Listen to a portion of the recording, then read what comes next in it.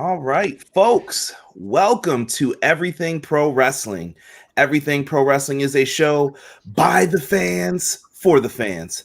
I am your host, Conrad Cushman, here today rocking some Everything Pro Wrestling merch. You guys need to go and cop yourselves some. But we're doing an AEW all-out roundtable.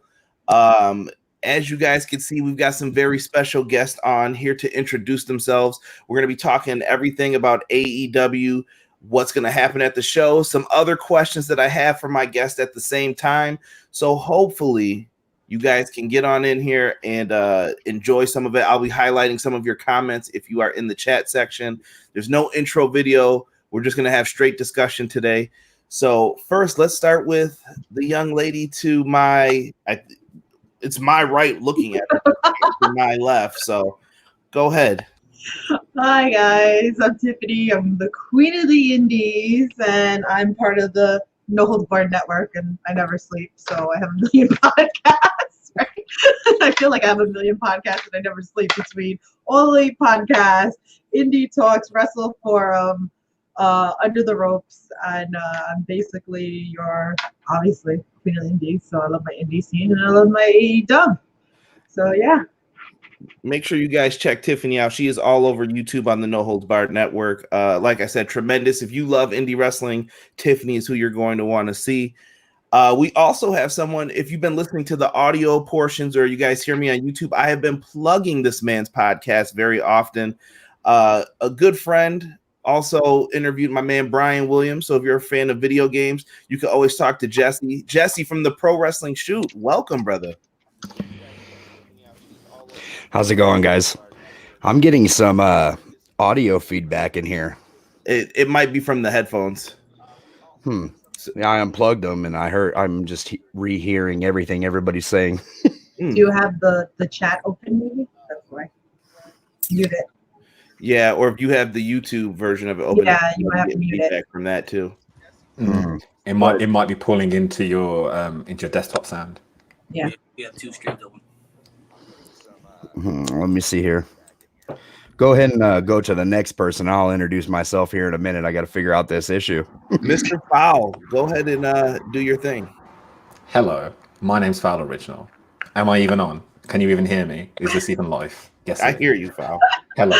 Hi. So this is me on, like, what are we on? Hour 5 of doing podcast appearances. Hello. So hi, I'm Fowl Original. You can find me on Twitter at Fowl_original. I do memes and stuff now. I've become a meme boy. I don't know what happened, but maybe I've always been a meme boy inside. But yes, I do memes and stuff now. I also do music, and my podcast is available on youtube.com/FowlOriginalWrestling, where we do the weekly wrestling recap every single Wednesday, where we talk about wrestling 5 p.m. Eastern, 10 p.m. UK time. And it's just a show which I put together in about 15 minutes before showtime, and then it shows. It's a great show. I love the bright side. Sorry, of the self-deprecation. Self-deprecation. I've just been on a British podcast, so we do that, and then that would have been a great moment for us all to start talking about the Queen, not of the Indies, of the Commonwealth. Of Commonwealth. I love the tie as well, good sir. It's practical, so y'all don't know, but you guys all run with your $1,000 microphones. I ain't got no time for that. I got one here, but this one isn't that good. There you go. So my microphone is a little thing, but the problem is I'm quite hairy. I'm not like that's for you. I'm quite hairy, you see. Yeah, I'm not like, so I'll put it on myself before, and you can just hear the rustle of the thistle. So I figured, put it on a tie, be all classy if I'm going to be on video. And Fowl is great. He's got all his content on YouTube. Make sure you subscribe to his channel as well. We got to go to Malik. Feels he is too good to put his real name in here. Malik is actually TikTok famous. If you guys haven't seen, if you've been on Bleacher Report, I've seen people share stuff to the group, and they're like, "Hey, check out this really funny wrestling video." And I'm like, "Guys, you know that's Malik who's in the group, right?" And they're like, "What? That is?" And I'm like, "Yeah, he's right here." And then Malik, let people know who you are. No, I only put the name just to be funny. You already know who it is. I've been on the channel a couple times. YouTube channel is Narcolepsy Boy 94. Pretty much on my platform, Narcolepsy Boy, for my YouTube channel, podcast, TikTok, Instagram, all that stuff. I'm excited to be here. It's been a while since I've been on the channel, so we do a lot of stuff together, but this is going to be fun. Talking some AEW. All right. And let's see. Jesse, do you have the sound issues under control? Are you good? It looks like he's getting some delay, maybe. Can you hear us? I can hear you on top of everything that you've already previously said. Okay. Yeah, I have no idea why you're getting that. I don't know. Maybe you should try taking it out and putting it back in. Sometimes it helps. Like Okay. I'll back out real quick. Just click the link again and then come back in. You know, the stream, sometimes it always, I remember we used to have the same thing with Google Hangouts when we used to do the Google Hangouts podcast. It happens. It's okay. Technical It's the joy difficulties. of, Nothing can bother me as far as that goes. Let's see what people. Let's show some love to the chat right now for who's in here. We got to give a big shout out. Ace was the first one in here. Ace, what's happening, brother? Good to have you in here. We've got Mr. Connor also in the house. Connor, what's good? Chris DeZuba's in here. You guys may even talk to the Queen of the Indies as she is in the chat as well. Hello. Look at Ray in the chat as well. Oh wait, I need to get the chat as well. Sorry. Look at Ray. Hi, Ray. What's going on, Ray? The hashtag Chop Ray movement is real at all the indie events. Yeah, I saw that chop. I saw that almost chop the other day. I saw you got away with it, Ray. I saw that almost. Chops. There's a lot of chops. I turned it into gifts. I don't know how many people we've had Chop Ray. I think we need to make a list of all the people, but it's a real thing, guys. Yeah, definitely. The Chop Ray gifts are going to continue. Original Biggie is also in the house. What is going on, Obi-Wan? Rob is in here as well. What's good? What up, Five Nerds Go. What's going on? Yo, Five Nerds Go. You're here for my beard. Only here for Fowl's beard. I get it. I've been the beard for many. And Mags is here. I've been the beard for many, many people before. Thank you so much for being the beard for you today. Right. Exactly. Jesse, can we have you introduce yourself now? We're good, man. Everything's working good. My name is Jesse Carter. I'm from the Pro Wrestling Shoot. We do interviews of professional wrestlers, some ex-WWE stars, TNA, you name it. We do independent stars. We do reviews on current product, old product. If you've listened to stuff from Conrad Thompson, I'm sure you're familiar with doing some old reviews. Yeah, I know. If you haven't heard of him, I mean, there's only one Conrad in podcasting. Hey. Sorry about that, man. But yeah, you can catch us on Facebook at the Pro Wrestling Shoot, Instagram, the Pro Wrestling Shoot. You can follow me on Twitter at Carter Inc. CARDERINC. We're currently not doing any video streams at this moment, but it's getting there. We're still up and coming, so give us some time. That's why you're on the show. Wanted to show some love to everybody. I've worked with all of you before in some capacity, so I'm glad to have you guys on. And the main thing is with the wrestling community, I kind of wanted to unite everybody because right now we're going through some like weird times. Like there's days where I feel like really good about everything that's happening. People are working together. And then I see some of my friends aren't doing podcasts anymore. And it's like, oh man, this all hurts. But I still think it's important to keep your circles tight and just talk. I have private chats with all of you guys like going on. And I consider you guys like my wrestling friends, people who I can just talk to even about regular things. So wrestling community, stay tight is what I'm saying. And just do right by each other. Let's talk AEW All Out, shall we? My first question coming through for all of this is, AEW is not on a network like WWE. There is no paid subscription that you get to see this pay-per-view. Is this pay-per-view worth the price to you as we go in? Are you willing to spend the $50 on this? Let's start with Tiff first. Well, of course I'm gonna spend the $50 for it. I mean, I do run an AEW podcast, so but, I mean, I wouldn't be doing an AEW podcast if I didn't believe in the product, right? So I always say that.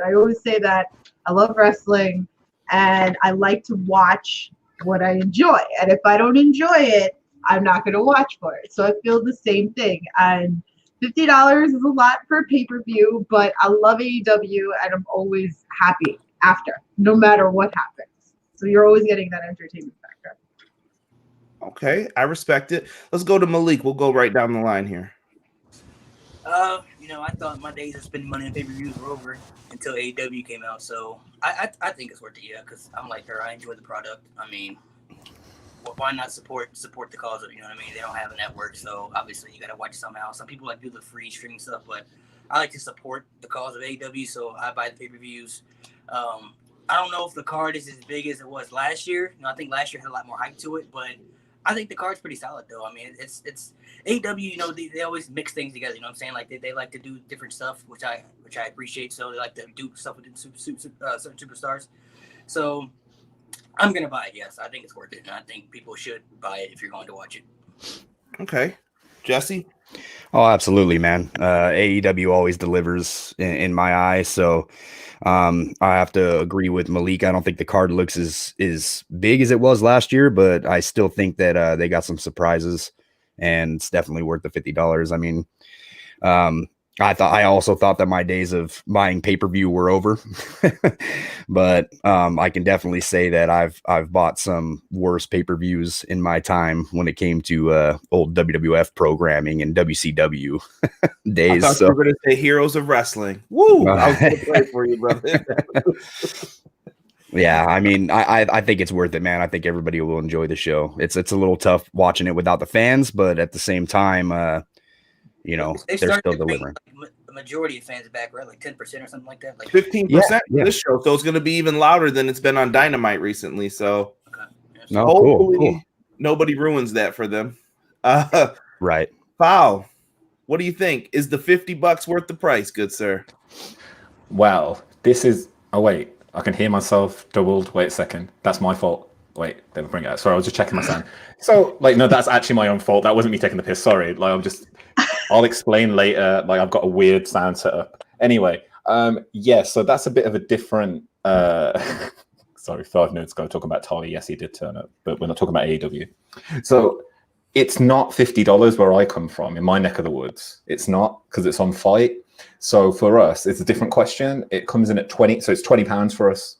So I think that translates to about $24 or $25, which is still a lot of money. Now, it's a pretty good card for 20 quid. The thing about AEW is when it's a $50 card, that's a lot of money. But as Tiffany said, I'm really entertained after seeing every single AEW show, and I think both of you, Malik and Jesse, have said that as well.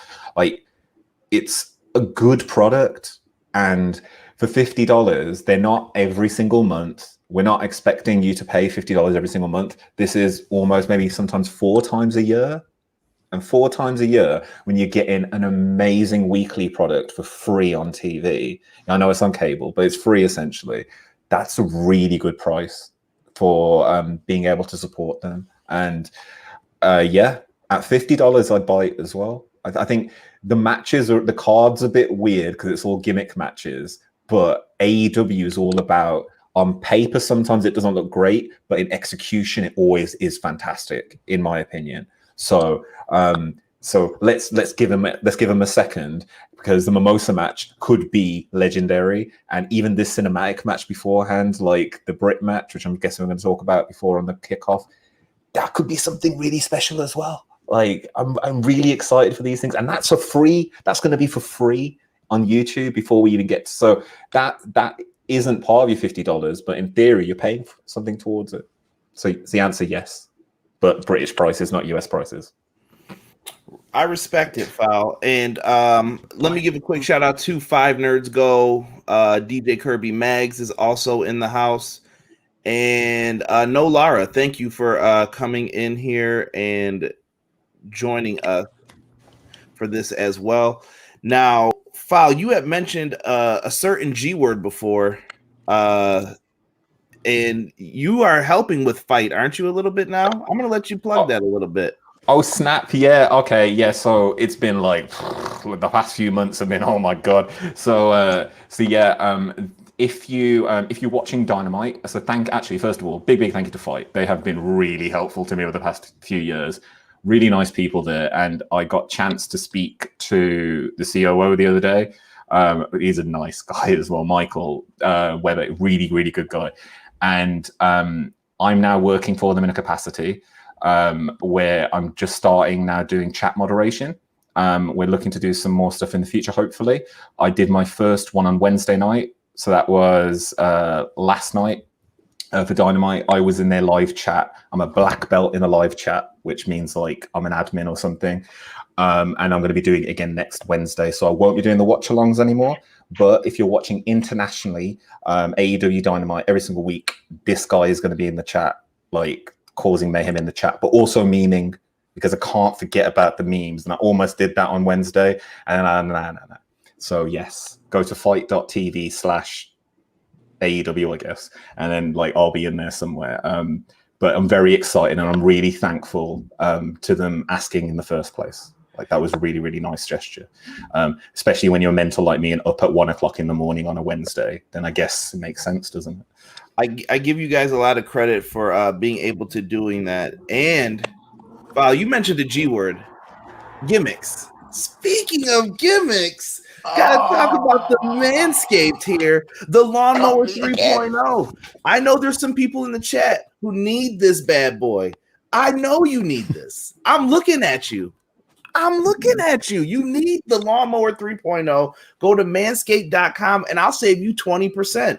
You guys can save 20% and get the Lawnmower 3.0. The ladies love it. The ladies can use it as well. We do not discriminate on this show. So, fellas, make sure you trim those balls. I'm going to say it. Trim those balls. We want a well-groomed person out there in these streets. And not only can you get that, we've got boxers. Obviously not my size because that's why they're in the package, but you can get boxers from Manscaped. We even have some other cool things. The foot duster. It's the end of summer, fellas. And I know some of you like to go out in your slides and your sandals. I know about those feet. No woman has ever said a guy has nice feet. So use the foot duster, the ball toner, the ball deodorant. Get it all and do it on me.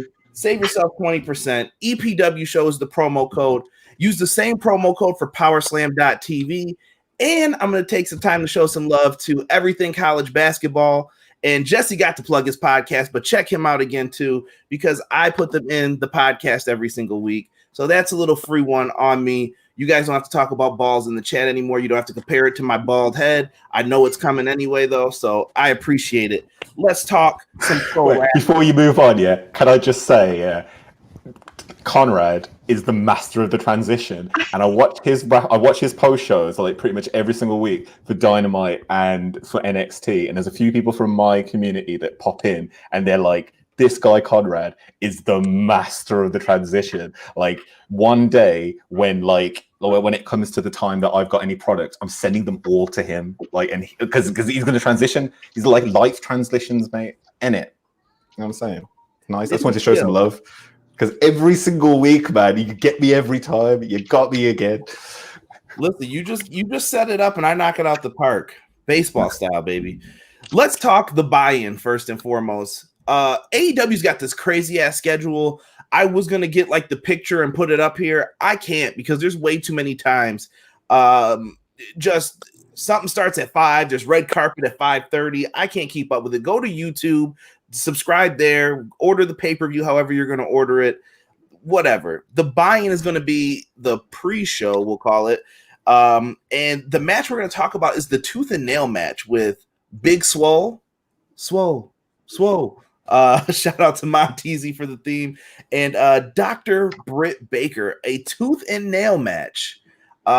Listen, Britt Baker, perfect heel. Nobody likes the dentist. If you say you like going to the dentist, I think there's something wrong with you. There is no way people like someone scraping against their teeth. And I kind of want Big Swole to knock her out going into this. So I'm sure as many of you we were in that media call earlier today with Tony Khan, and he kind of gave his reasoning for why this match got bumped to the pre-show. Fowl brought up all the gimmick matches earlier. And he kind of said there's a lot of gimmick matches on the show, and this match is going to be cinematic because Big Swole said she's going to the office.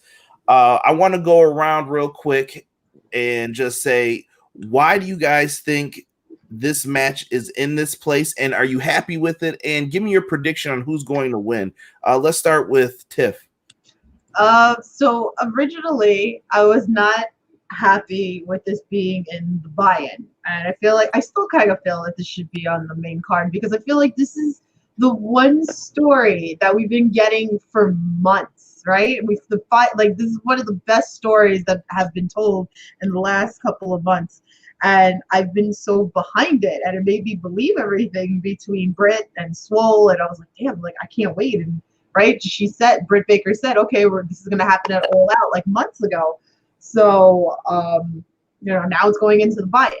But again, I was in the press conference as well. So I understand it. And like I said, I can kind of understand the business side, and then I understand the fan side. So as a business, plan here, it makes sense to go into the buy-in, because you're getting this match for free on YouTube, right? And the whole point is for you to pay-per-view the event.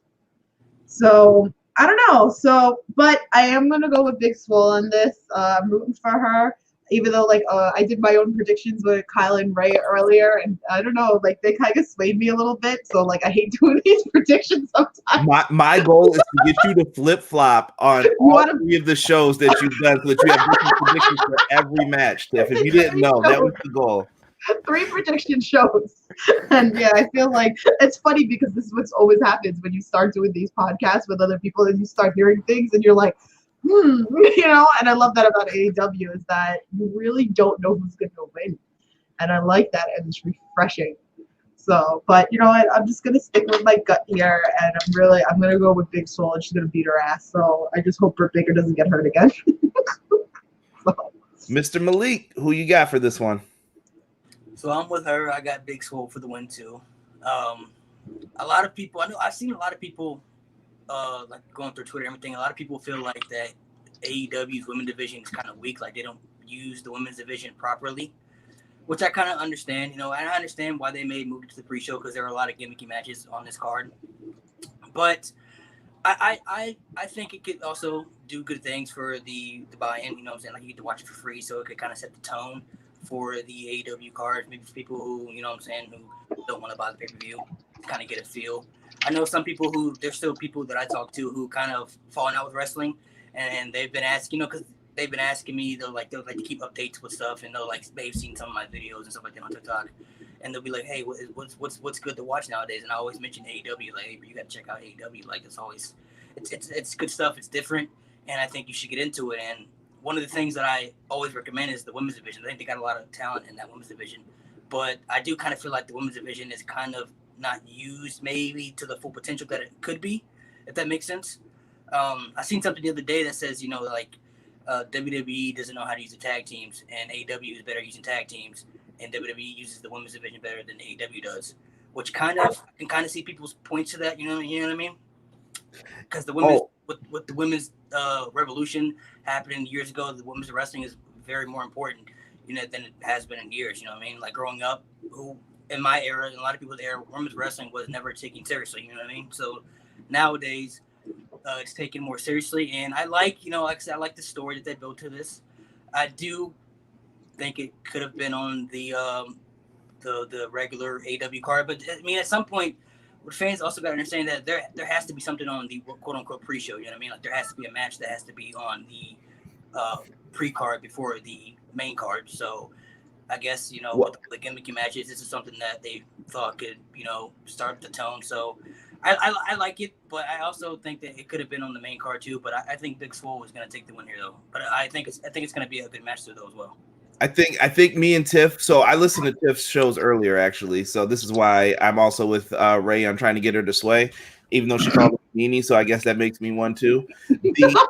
I would argue with you though that you spent so much time building this up. This match is probably in the top 3 buildups on this card, and you have it on the listen. Tony Khan redeemed himself on the media call once he explained his logic, and I think that really helps sometimes to understand, because wrestling business and what wrestling fans want don't always mix all the time. It's like oil and water, and I'm sure we're going to get into that later on, especially if we get into the women's division thing a little bit more, which I'm sure we will.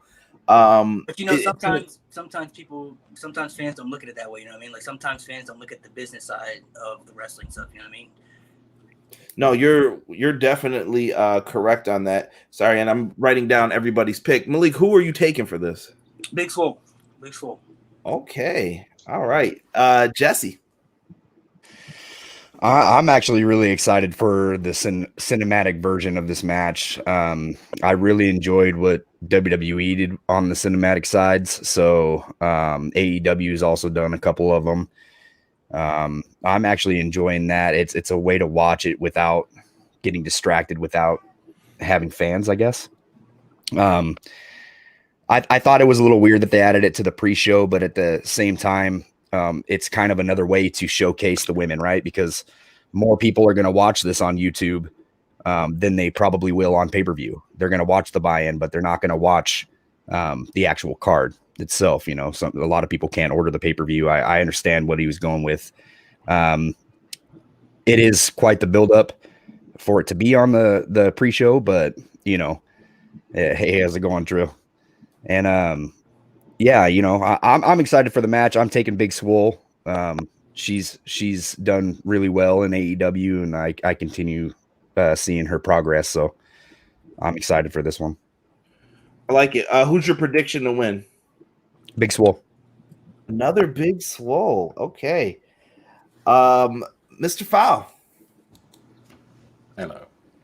I am going to be I'm going to be the conscient, no, not conscient, I can't even think of the word, contrarian, that's the one. I'm going to be the contrarian here. I'm going to say Britt Baker. Yeah, my reasoning, number one, yeah, I totally agree with all of your points about, like, it should be on the main show, but I also empathize with the fact that there's probably a lot of people out there that have watched just this on free TV, and they've become really invested in this story. And what Tony Khan said on that media call, because I listened to it today as well, in preparation for this, it made a lot of sense what Tony said. Like, using YouTube as almost the funnel to bring people to the pay-per-view, that's a really smart thing. And if all you've been doing is watching it on TV and you're like, you know what, they've sold me on that, I feel like I owe them $50 now. Like, it's almost like a roundabout fashion. But it has really been the best built story, and it's been the most Britt Baker has been one of the most entertaining parts of AEW Dynamite every single week, and she hasn't even got out of a chair. And like Big Swole and everything that happened like this last week in the go home, like, I loved she put a tweet out saying never put pizza into a black woman's hair, and I was like, oh damn, this is on, like, this is really on, in it. I was like, because I am of color, so my hair gets all ridiculously natted as well. So you don't want to put pizza in this hair. I feel her pain. Now, I think, though, that Britt Baker's going to win this. I love the idea that this is a cinematic match. I wasn't sure before, but now I feel like it makes it better that it's on the pre-show. Because if this was a cinematic match in the middle of the pay-per-view and they've got fans, that's probably a bit of a hard sell to say, cool, you've all turned up and now we'll sit and watch this screen for half an hour, when they want to see stuff in the ring. Tony obviously said that Britt's maybe not fully 100% and they didn't want to risk it. So this is very smart. This is very smart. And I am just waiting to see Britt Baker. What I'm hoping is that we basically get like a remake of everything from Little Shop of Horrors, you know, the dentist stuff, yeah. That whole thing with Steve Martin, but extended to like 20 minutes. Like, that's what I want to see. And I want to see Big Swole turn up at the office and then Britt Baker starts singing "I'm Your Dentist." I would literally pop for that mentally. And they're in Warner Brothers, so theoretically, you know, Warner Media, they might be able to pop them that Little Shop of Horrors like licensing over to them, put it on YouTube. It's theoretical. But yes, my win is probably going to be Britt Baker. And it's a shame it's not on the main show, but if you were someone that hadn't watched the show before and you were just flipping around on YouTube beforehand, I think it would sell you on the show, in my opinion. Like, especially a night full of gimmick matches, you'd be like, cool, that's their speed, I'm on it. Yeah, I'm interested to see what they could do for this. I really wish they could get like Isaac Yankem for a guest spot. All my predictions are written down for the record, so I don't want to hear anybody saying I cheated or copied. I have Britt Baker winning this as well. I went back and forth in my head. I blame Tiffany for that for her show again earlier. Sorry. I'm taking Britt Baker for the W here. I just think you have to keep this storyline going, and there's more to it. We've got some. Is that big paws on a pup? Oh, snap. JPQ. Oh, what's up? It's the ghost pup. What is going on? And listen, Jesse, we got to give a shout out. When Mama is watching, we got to give a shout out. Mama, how you doing? What's going on? Hello. Appreciate it. Appreciate you watching. Hopefully you guys are enjoying, hitting the like button, subscribing if you like it. We're going to move on here, though. Let's talk about the Young Bucks versus the Jurassic Express. I think this would be the perfect opener. So I thought that this match would go perfect to start off the show. The Young Bucks are coming off with a serious attitude now. They are pissed at Adam Hangman Page. They are angry at their friend. They are not going into his backyard anymore. They're not coming by. They are mad. Even when they did the money entrance yesterday. Sorry, I have to do it for everybody who likes it. The Young Bucks did not do the pose. And I always cry for whoever's got to pick up or sweep up that money. Why did they have that happen? And they just walked out serious. But it added a nice little touch to this. And the Jurassic Express, a fan favorite team, a team that I think everybody's been wondering, why don't they get more? In this one, I'm going to kind of let you guys free for all it a little bit here, but I really want you to kind of talk about the story with the Young Bucks and where do you think it's going and who do you have winning this? We're going to go in reverse order here a little bit. Let's go with Foul first to start. I am so ready. Sorry, that sounded a little. That was not as manly as I hoped it was going to be. I am so ready for. Wait, that's still not as manly as I hope it's going to be. I'm so ready for like the Bucks to turn heel. I'm so ready because like I love heel Bucks. I love them so much more than like face Bucks because they're such shitbags. I'm sorry. They're such they're like when they're heels, yeah, like because they don't do it in a kind of like they do it in a we are so good. Check out how good we are, and you can't argue with them when they're heels, which is why I love them for it. And like. What I thought was really interesting was having this match on the Go Home show.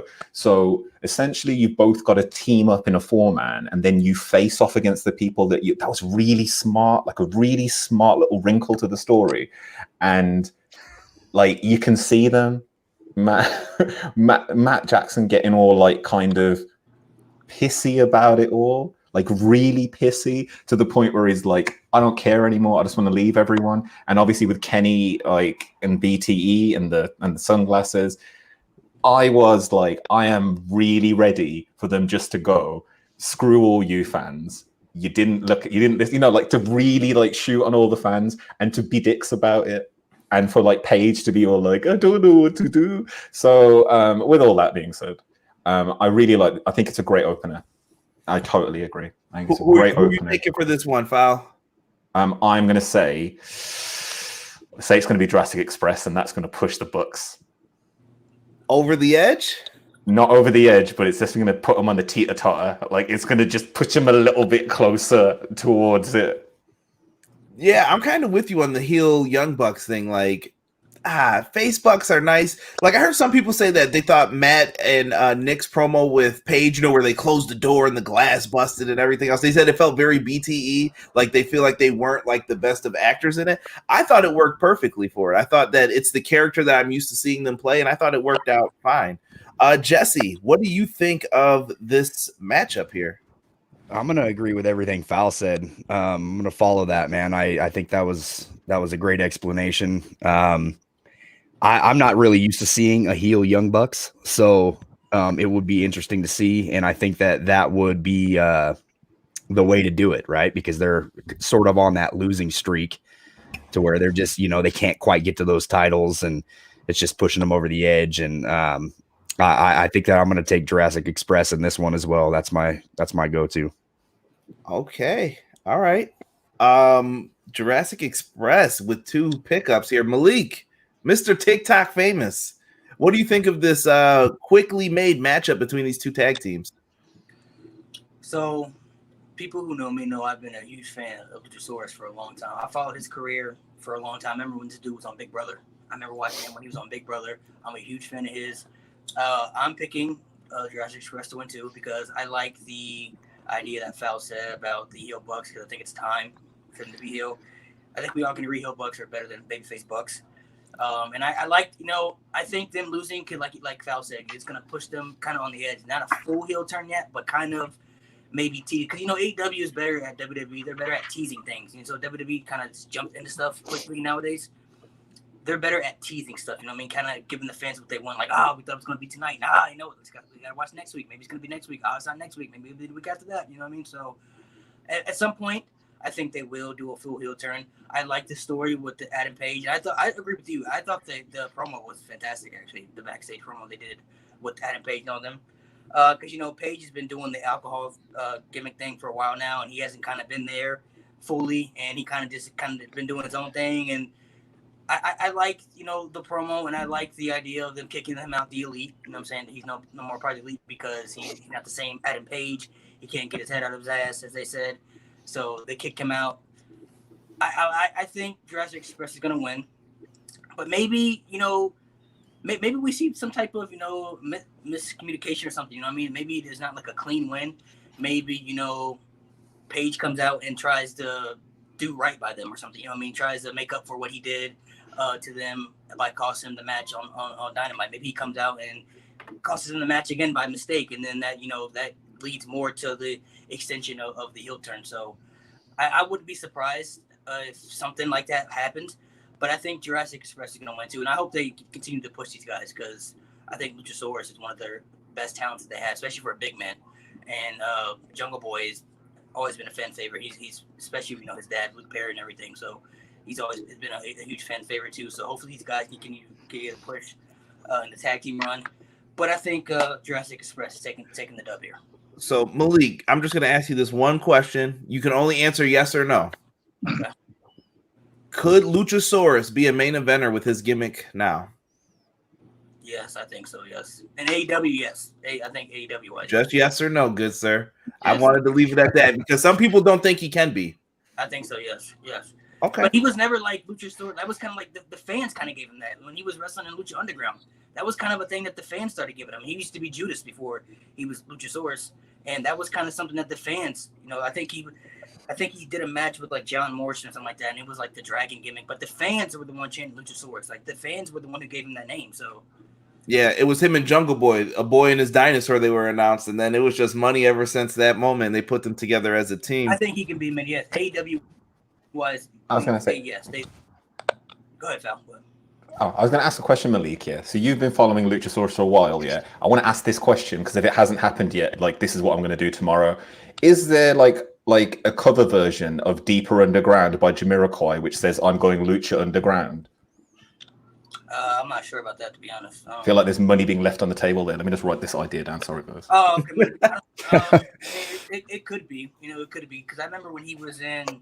Some people don't even know that he used to be in NXT. Like he was a part of NXT like before NXT took off to kind of where it is now. But he got injured. I'm saying he had a severe, really bad injury, which kind of put him on the sidelines, and it really didn't have nothing to do with them because he spoke on it a couple of times that that I think Dusty Rhodes was really high on him, but I guess he had bad injury prone in NXT. Like he just couldn't stay healthy. You know what I mean? So he couldn't really get to his full potential.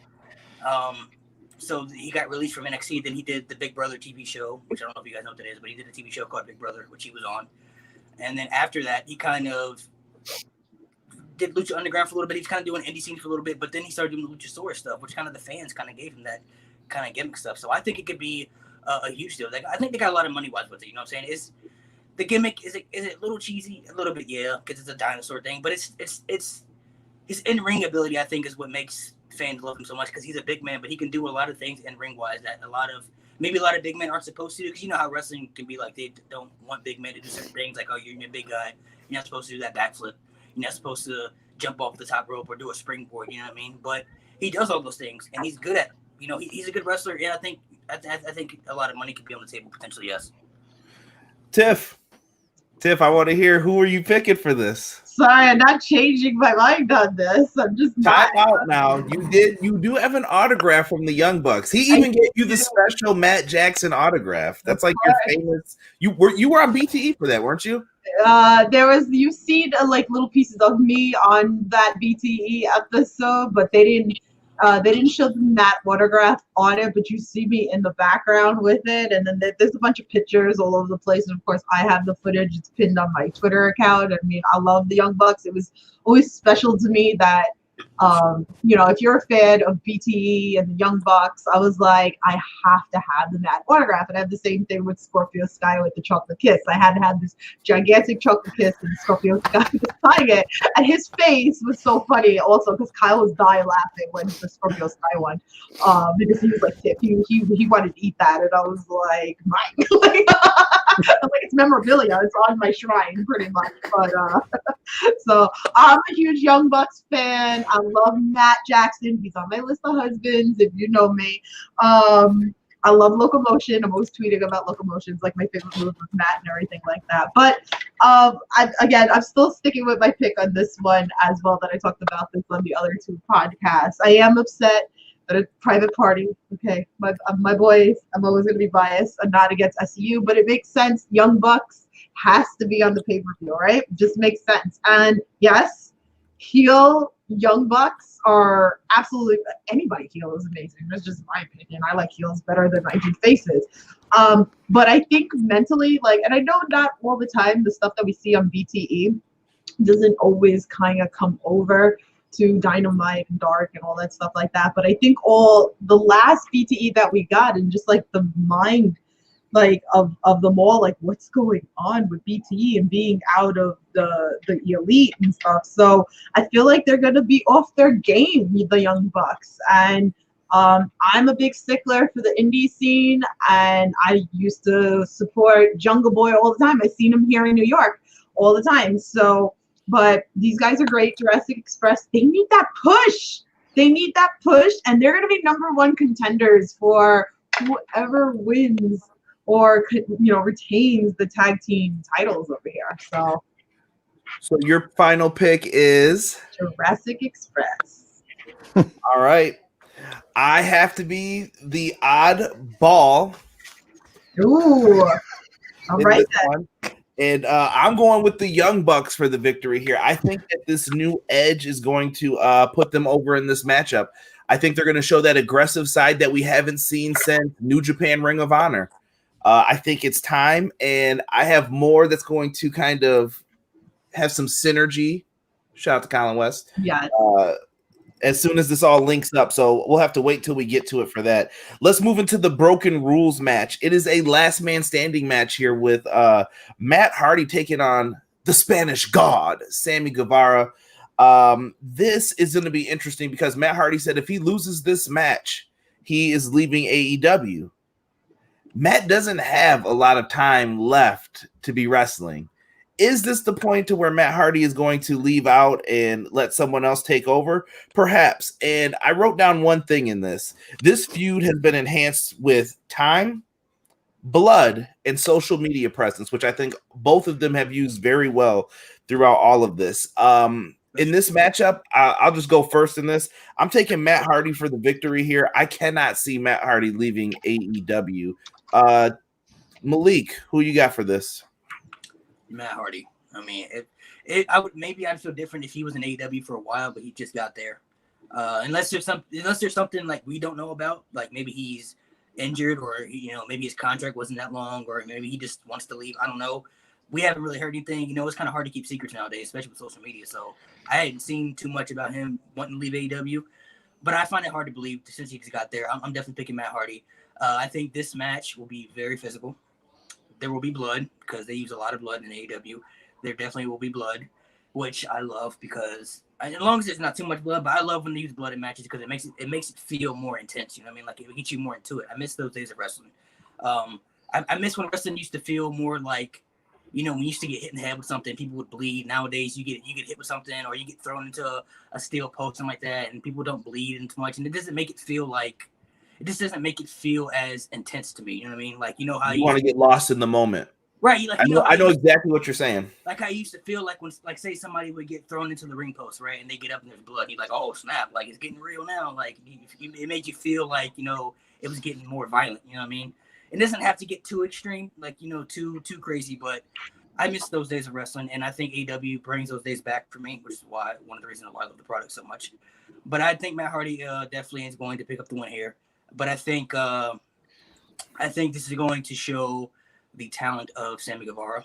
I think he's going to shine in this match very, very well. Even though he does, there's sometimes wrestling fans don't understand that you don't have to win a match to go over. It depends on how you look in the match. And I think Sammy Guevara is going to shine very bright in this match, losing, but he's still going to be the star coming out of this match. I like that thought. Tiff, we're going to come to you next for your opinion. But first, Connor has a question for you. What is your favorite indie promotion if you had to pick one? Oh, no, that's a trap right there. That's the trap question right there. I can't because just, there's too many promoters that will kill me if I don't give them. You know what? Throw out a couple of your favorites off the top. Okay, off the top. Okay, GCW, Synergy, and I'm gonna go with IWA as well. So, too many. It's very different promotions. Let's put it like that. Very, very. They're all very different. So, and I think that's what I love about the indie scene. Tiff, go ahead and pick up from here though with the Broken Rules match. What do you think? Okay, so I'm still sticking with my pick on this. I was complaining on all the podcasts today. I was like, what happened with Matt Hardy with my boys, Private Party? And like, he just got so focused on everything with Sammy G. I mean, understood because we've had a story building here as well. But, anything to do with my boys, Private Party, I'm going to get a little salty. So what happened with my boys? So I don't think he's going anywhere right now because, I think he's going to go back to my boys. But I love the fact that Sammy's young, right? Sammy's so talented, right? Like I loved him from day one. He's absolutely amazing. And how cool is this that you get to work with Matt Hardy? Like this is awesome. So Sammy's got a lot of the upper hand lately, and then we pissed off a lot of people with the chair shot that we see with Matt Hardy. So, but again, like I said, this is Matt Hardy, but Sammy's gonna look so good in this match. He's already a star, and I'm telling you, this kid, he's going to have the AEW championship one day. But Saturday, Matt's taking up the win here. Okay. Rob seems to agree with you. He said he wants more big money Matt with Private Party. If losing here eventually leads to him permanently managing them, I'm good. Robert, don't try and put him in the Michael Hayes role. All right. I don't want Matt Hardy coming out wearing the long tails and everything. Private Party. Oh man. Jesse, what do you think for this one, brother? I agree, man. I think it's just too soon to have Matt Hardy call it quits in the AEW. We haven't seen nearly enough of him. I do think Sammy's going to shine in the match, but I mean, it could be possible that Sammy wins and they pull an angle where, he comes back completely broken or, anything like that. But I just don't see them going with that. I see Matt Hardy getting the victory in this one and then possibly leading to a further feud or maybe continuing where he left off with Private Party. Yes, it looks like Original Biggie was agreeing with you, Malik. He said when wrestling was wrestling, as far as what you were saying before. Also, we got Renegade saying he's taking Sammy G for the victory here. Who knows what this could lead to as far as things getting changed up. Foul, who are you taking for this matchup here, good sir?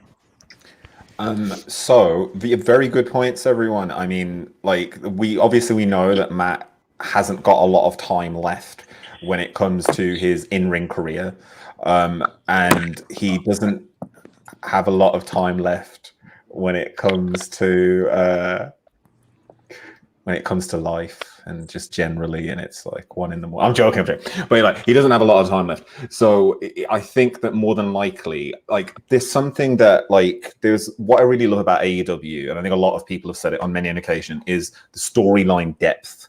So there's a lot of depth to what goes on within stories, and there's certain little, almost like future future shadows, like foreshadowing, that could or could not be wrapped up. So one of the things that Matt Hardy said was when he came back as Matthew Hardy,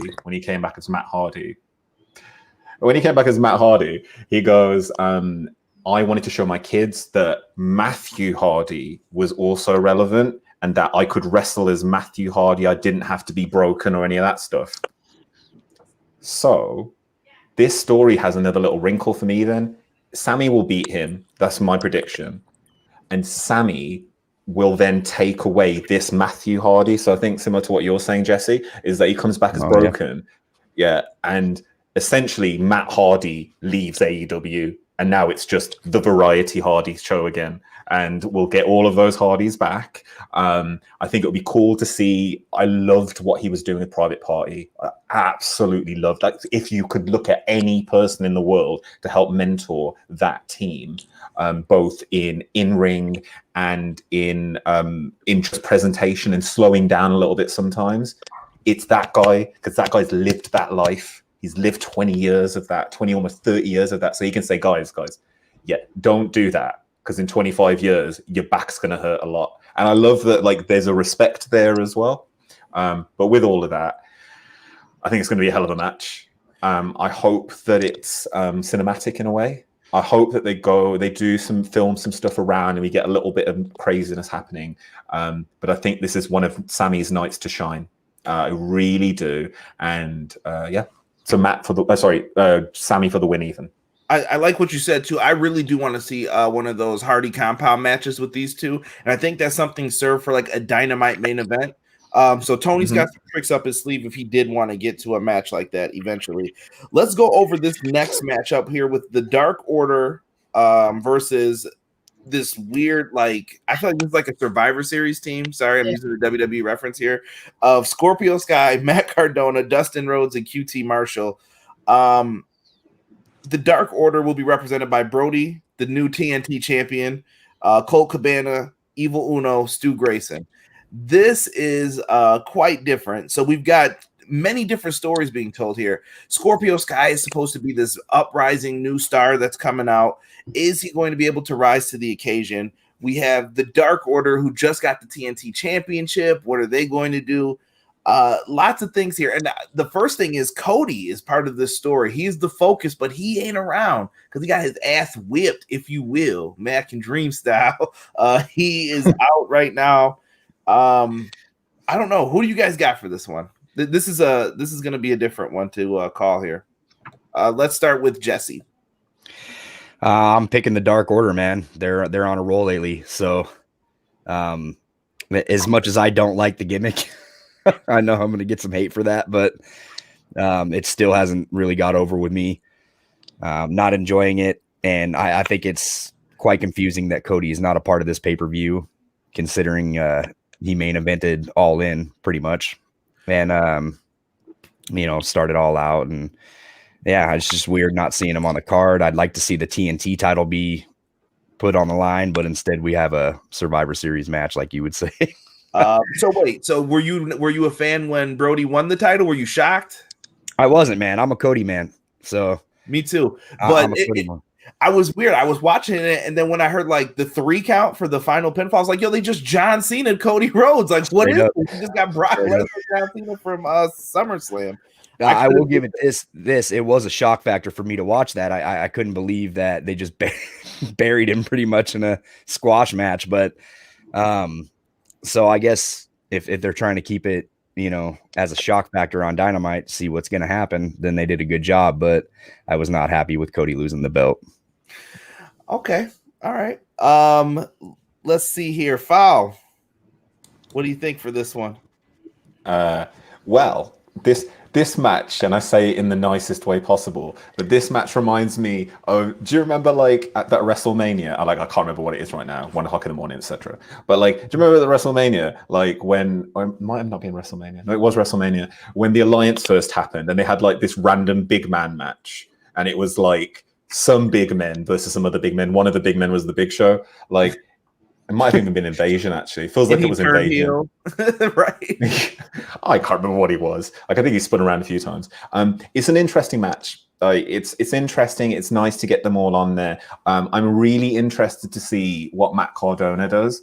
I kind of like, it's weird because that 4-man team almost feels like the mid-card team, like the team of mid-carders, whereas I would probably argue that Scorpio Sky is an upper level mid-carder right now. I would probably argue that Matt Cardona is probably lower middle card within AEW until he gets a chance to really show anything off. And Dark Order is strong as hell. Like, Jesse, after that beatdown, my God, like, you know, we were all complaining like, oh, Cody, he's just winning all the matches. That was a pure shock factor. The guy was basically like just brockerized in the middle of the ring. I wasn't complaining. I was on the victory mountain with him, man. I'm full supporter of Cody, so yeah, like, but that match, that just kind of ripped the rug out from under all of us, and it was like, damn, that means that the Dark Order should be taken seriously. And like, obviously, the Dark Order are on BTE quite a lot, and that's where a lot of their story is told. And I think it was great. But in the two teams, I would hope that the Dark Order win, just to keep the momentum going. Yeah, they got to keep that momentum. Because it's taken a long time for them not to be jokes. On BTE, they're kind of jokes, but in like a lovable, affable way. But on Dynamite, like, I love them on BTE. I love all the stuff that they do. Like, I love the John Silver stuff. I love Mr. Brodie Lee, just going crazy on everyone and being like, what the? But now that they've got there, I want them to keep that. So I would say Dark Order to win, and the mid-card team, unfortunately, will take the loss here. But Matt Cardona won't. I think it's going to be QT Marshall, Ian, a pin. Malik, who are you taking for this? So I'm going with Dark Order 2. This definitely kind of feels like a match that was kind of just like thrown together just to put on the show. You know what I mean? But I like the Dark Order though. I've been a huge Brodie. I've been a fan of Brodie Lee since he was Luke Harper. I've always thought he was one of the people of the Wyatt family that stood out differently. I always thought he was really good. WWE just never used him to his full potential because they never saw anything in him. And I like, you know, the squash match. It did kind of give the, you know, the Brock Lesnar, John Cena vibe, you know, the shock factor. Kind of, oh wow, this was surprising. And I've been a huge Cody fan too. I've been a huge Cody fan since he was part of Legacy with him and Ted and Randy back in the day.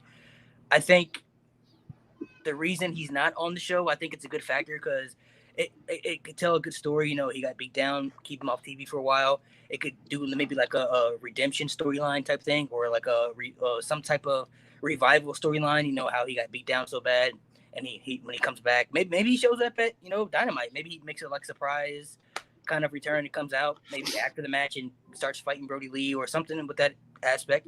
Just because he's not on the card doesn't mean he won't show up. You know, so maybe he does show up during the match or maybe sometime after the match. But I think the story between Cody and Brodie can be extended because of how he lost the match.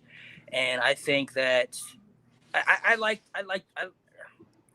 was upset when he lost, but I understood as long as it's going to tell a good story. If they just did it just to do it, then it's kind of pointless. But if it's going to tell a story in the future, maybe like how Cody, you know, he was doing the open challenges and him getting squashed. Maybe, like I said, they do some type of revival storyline, or maybe he feels like, you know, the way, or maybe he comes back different. Maybe his character changes when he comes back. Maybe he comes back a little bit, you know, different. Maybe he comes back a little bit more, you know, like, you know, serious Cody or something. I don't know, but I think Dark Order is going to win. I think Dark Order is one of the. I'm the opposite, Jesse. I like Dark. I think they're one of the best things AEW has right now. So I like the team. I like Mr. Brodie Lee, and I'm happy that I'm happy they're finally doing some right things by Mr. Brodie Lee, because his That's WWE good, man. His WWE run was not good, and it should have been a lot better, because he was probably, if you look at the Wyatt family, he was the best wrestler out of the group. You know, Bray Wyatt was the best character, but out of the Wyatt family, I thought he was the best wrestler in the group. So he always had full potential. They just never did anything right with him. So I'm happy. I think you said a good thing here, Malik. Like, the Dark Order seems like it's an acquired taste for some people. Like, either some people really love them or some people hate them, and it's just very different. And I think so Tiff has probably the most interesting perspective on this, because she has this like love-hate thing with Cody when I listen to her talk about him sometimes on the podcast. And Brodie Lee said, I'm not here to put over indie guys. You're not coming in anymore. I'm the champ. I'll decide who I defend it against. And I thought it was interesting. So, Tiff, what do you think of all of this? So I love the fact that Cody lost the belt, right? Because you're getting like heel tip now. I'm saying it. Fight me. I don't really care. Heel tip is money. Heel tip is money. I don't care, guys. Like, it was funny because our friend Smart to Death Anthony, he was like, I know Tip's probably not going to be happy about this. And I'm like, no, Tiffany's very happy about this. I was like, so I love the fact that he got squashed. And I was like, yes. I was like, I love it. So I'm sorry. But hey, you know, like that's just me. So I really loved it. You know, but again, like I love the fact that we got all our indie guys to get shots at Cody. And I do agree with the fact that I hate that we're not getting this belt on the pay-per-view. It should be on the pay-per-view. I'm sorry. I do not like 8-man tags. There's too much that goes on. It's too chaotic for me. It's too much lately on AEW. You're getting heel tip right now with this. I'm salty right now. I think they have a unique opportunity here, though. I think what they didn't want to do was beat someone like Scorpio Sky again. I get it, and I love Scorpio Sky, right? And again, like here I am, Queen of the Indies, and then we're gonna go to Wrestle Circus, and here was Scorpio Sky, and he was the champion, and he was so good. And yes, he deserves a single run. What the hell is he doing in this match? Like, I'm sorry, I don't get it. I feel like he reminds me of Sting from like 1988 to like 1991. Like he is the upper mid-carder. He's just there to Dudley do right, and you shouldn't be doing that to him. He gave me a fair shot, and that's my buddy. You know, that's how I feel with him. I know Conrad agrees with me with how I feel about Scorpio Sky, and I talk about this all the time on All Elite Podcasts, and I'm like, I hated the fact that he got 10 minutes up against Jericho. That should have been a pay-per-view match for the AEW title. So it's like, stop sleeping on Scorpio Sky. Why is he in this match? I'm salty. Honestly, I think he's here for the heat. I'm sorry, Tiff. Let me get your prediction first before I say what I'm doing. My prediction is Dark Order needs to look strong in here. So I think I either think Dustin or QT's eating this pin. So I think QT is here to eat the pin. But I think watch all of this, Scorpio Sky's gonna take the pin. Watch, and everybody's gonna be mad. Well, here's the only way I see Scorpio Sky doing it.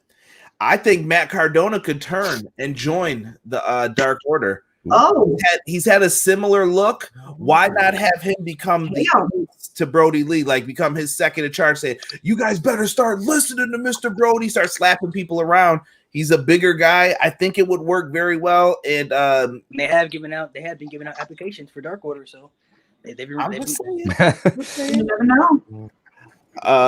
Malik Murray asked, is Cody going heel when he comes back? I guess we'll go around real quick. Yes or no? Is Cody going to become a heel? I don't think right away. No, I don't think he's going to be heel. But I think when he comes back, like I said, it could be like a redemption story. So he comes back maybe a little bit more serious. You know what I'm saying? But I don't think, maybe not full heel. At some point, he has to be heel, I feel like, because he's a really good heel. Well, I thought he was being overconfident every week in the title. You know, we started to see him. He's the Prince of Pro Wrestling. And I was just like, oh, God, this is why people hate him. Why is he doing this? And I kept thinking more and more. And then when he got squashed by Brodie, I'm like, was that just to prove that he was overconfident? And Arn was telling him, like, hey, you better focus on what you're doing. Foul, what do you think? Heel? So my hope is that he comes back and him, the Bucks, and Kenny, they just reform the Elite, and Paige is just a drunken mess. But they reform heel Elite.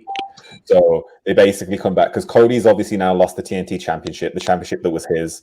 The Prince of Pro Wrestling thing, he was getting ever so cheeky. Like it wasn't even like on being overconfident. That was like being dick. So I think he comes back. I hope that he comes back as heel and he says to the Bucks and Kenny, yo, let's do this thing. Let's take it back for us because, of course, there's factions everywhere now. There's the Dark Order. There's Inner Circle. I hope that he comes back and says we're strongest when we're together, swerves all our asses at the next big live show, which won't be AEW's All Out. I'm guessing it'll be whatever's next, which was not November last time, wasn't it? November-y. Yeah. It was, wasn't it Full Gear? So yeah, November was Full Gear. Yeah. Jesse, what do you think? You're the Cody fan here. I don't think it's going to happen. As much as I love him being a heel, I don't think it's that time. I could agree with Foul. That would be awesome for them to join the heel elite, as you said, but I just don't see it happening this soon, man. Let's move on, guys. Let's talk about this 21-man casino battle royale. I don't know, however you guys want to say it. 21 men. I don't know if they're doing the whole Tiff. Maybe you'll know. Was it explained? Is it going to be the 5 people coming out like the cards again? They didn't say anything like that. I have a feeling that they're all going to be in the ring again or so. I would love that because that was fun. I enjoyed that. You like the countdown with like the people coming out at once, like the card decks? Well, no, yeah, the five. But I think if they were going to do it, they would have did it already. They would have announced it. But that was the whole double or nothing. Right. So I don't think that that's gonna happen. I don't know. I had this feeling that they're all gonna be in the ring at once because the pre-show starting at 7:30, correct? So I think the buy-in. Buy-in at 7:30. I think it's before that though. Doesn't the pay-per-view start at 7? I think the buy-in's at 6:30. See what I'm saying? They've got some red carpet. There's some red carpet thing, isn't there, as well? Like there's like a red carpet thing. Yeah, to be fair, you need your damn calendar on your phone to know everything that's going on for this event. But this is stacked. This is the most stacked freaking battle royale, like I like to call it. You know, it's stacked. Like, I mean, we had 3 of these, right? For the men through the year and a half that we've seen this. This is the most stacked I've seen of a battle royale. I do like these matches where there's an opportunity on the line. It makes it feel important. I'm gonna come in. So this is how we're gonna set this up. I just want your prediction and one surprise person because everybody's not listed in here. If you guys don't know, Darby Allin, Lance Archer, Brian Cage, Ricky Starks, Eddie Kingston, The Blade, The Butcher, Buffalo, Phoenix, Pentagon, Billy, who is Billy Gunn, Jake Hager, Santana, Ortiz, Trent, Chuck Taylor, Sean Spears, and I think there's going to be a surprise. So I want to just come out and say it first. I said it earlier, Tiff, so you know who I'm about to say. I think David Arquette would be a perfect surprise right now to have in this. He has been shit on for everything that had happened in WCW with him. It wasn't all this dude's fault. Trust me, he's actually a wrestling fan, and he came back, and there's a great story with him. So I would love to see David Arquette in this. Am I saying he wins? Hell no, I did not say that. I'm just saying he should get an opportunity to show off some of his skills in a larger wrestling company again. And as far as my prediction, I'm going to go with Lance Archer for the win. It makes sense. He's with Jake. I think it's time. He really hasn't lost. And the dude threw someone through a ceiling. Let me see more of that. They're going to turn him babyface, I think, real soon if he doesn't start getting the opportunity to crush some more baby faces. Tiff. You know, I'm blaming Ray and I'm blaming Kyle because I think they swayed me on AP today. They really did. I hate you guys. You know that? I hate you. No. My gut pick before was Eddie Kingston, right? I'm a huge Eddie Kingston fan, and I love him on the mic. But everything that Ray kind of said, it's your damn fault, Ray, because I know you're in the chat. But like, I really love him, and I would love for him to win. But then I started thinking about it. He did lose to Cody, so I'm like, damn, it would be kind of weird just to go get that title shot right off the bat. But they started talking about, and I felt this way with Darby. I'm going to pick Darby Allin for this, and I was against it because I feel like there's so many more matches that we can go with Brian. You know, we still got to go through Brian Cage and Ricky Starks in this. But I just started thinking, I was like, ooh, I was like, this would really be good, and he's another fan favorite. And if we could have him even up against Moxley again, like, it would really, really mean something here. So I'm going to go with that. So damn you, Ray. So who's your final pick? Darby. So you have switched. I switched. Right? Mission accomplished, folks. I feel like the show could end right now. Thank you. Have a good night, right? But, hey guys, see you later. Let's go to Foul next. Foul, who you got for this? Wow. Oh, wait, time out. Did you give a surprise? What? Who would you want as a surprise? A surprise? Like, I don't know. Number one husband? I really don't And know. go? Game go. No, I mean, that's not going to happen. I mean, I would love that to happen. No, I don't know. I don't know. Something tells me like we're not going to get a surprise. Something tells me that the leftovers are going to be something like Joey Janela, Kip Sabian, Sonny Kiss. For some reason, I don't think we're going to get a surprise. I think it's going to be somebody on the roster. Her surprise is no surprise. Foul. Yeah. Sorry. Go ahead.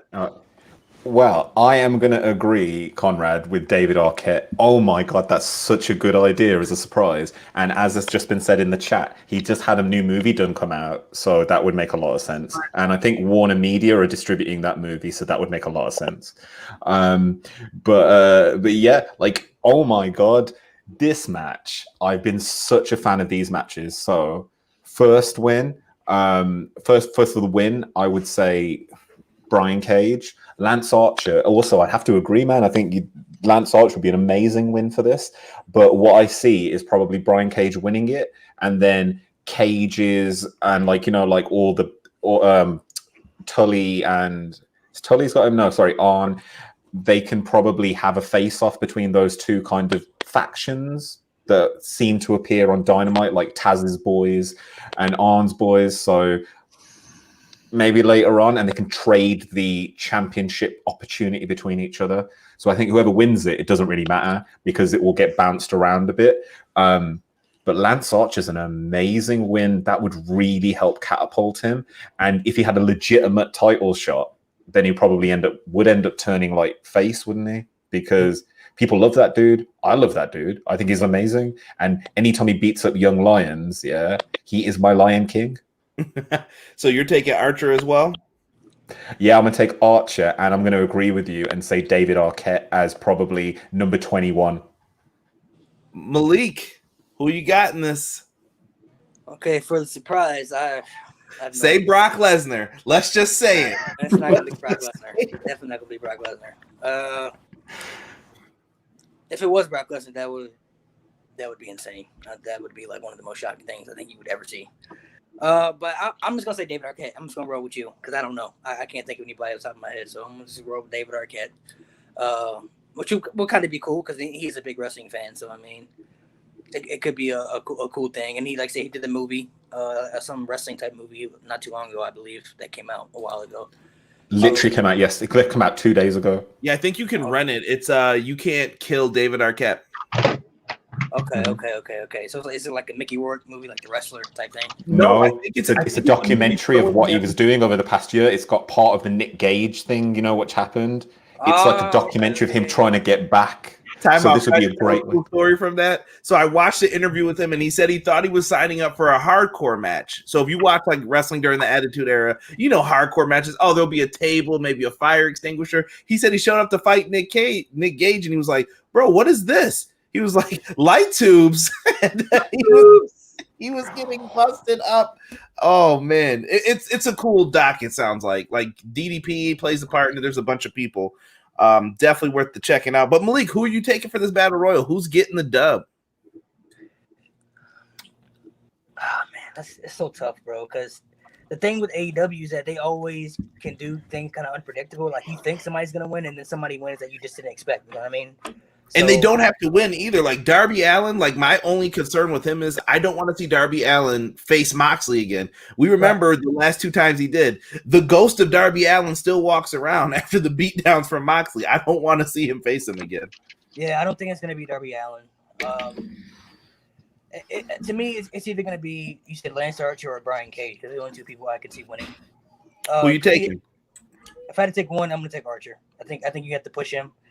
Extremely, I actually thought he was going to beat Cody at last pay-per-view for the title. And when he lost, I was kind of surprised. So Me too.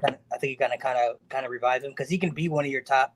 If they want to turn him babyface, it's cool, but he can be one of your top like badass heels. You know what I mean? Because he's believable. He's got size, and with Jake, cutting promos for him alongside that, it's all money. So I think Archer can benefit the most from this. So I think Archer should win. But I wouldn't be surprised if Brian Cage won, though, either, because he's a monster, too. So, Tiff coming in with the breaking news for Synergy Wrestling. Yeah. Brandon Kirk versus Tony Deppen. I'm all about that. Oh, my God. Yeah. Oof. Damn. Let's go. When's that? September 26th.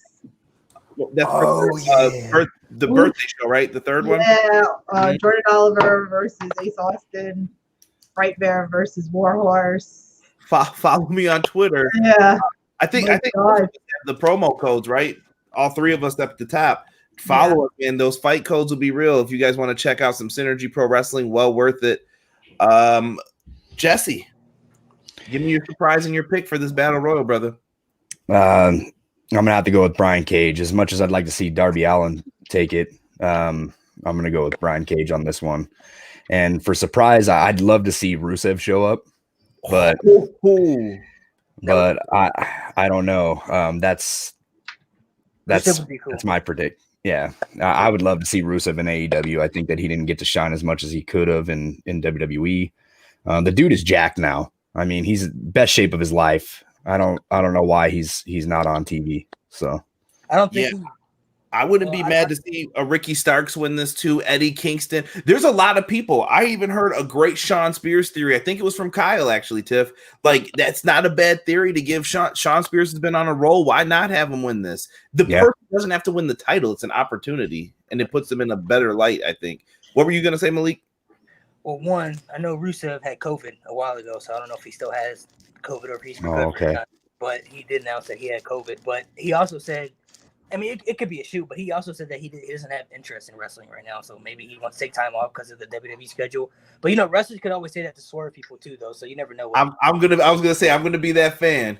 He just said COVID so he could swerve us. So, I didn't know about the COVID thing. So yeah, he said he had COVID. This was a while ago. This was like maybe 2 months ago, maybe at the most. But he's good, man. He didn't have interest in wrestling anymore at this time. But wrestlers could always say that because they don't want fans to know certain things. So I do feel bad for Rusev because you stake your claim and you say, hey, I'm not going to be a wrestler. Screw all you. I'm going to be a Twitch streamer, and then get immediately banned on Twitch.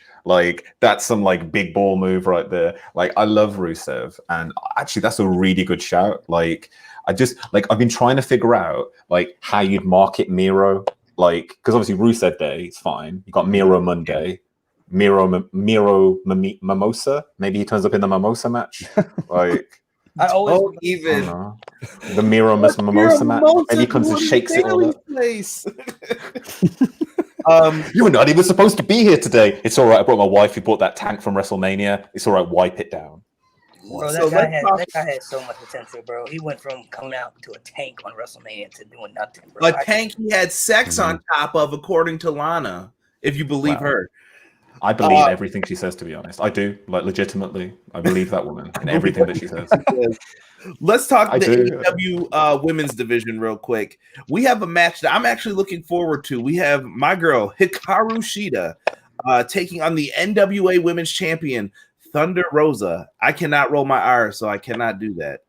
But this is going to be a match. I thought Thunder Rosa and Serena Deeb crushed it last night on AEW Dynamite. This match should have not had all those damn commercial breaks in it, and I think that's what Tony was talking about on the media call earlier with the second half of the show. I just want to say, yeah, you guys obviously watched it on TNT, yeah.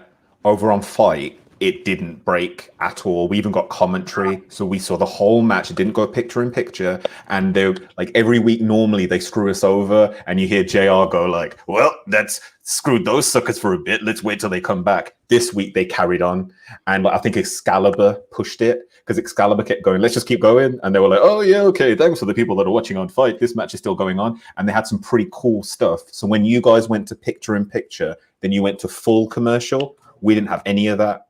So that's why I was so pissed with the NXT match, because the NXT match, it went picture in picture and it took the flow away. This match on its own was really good.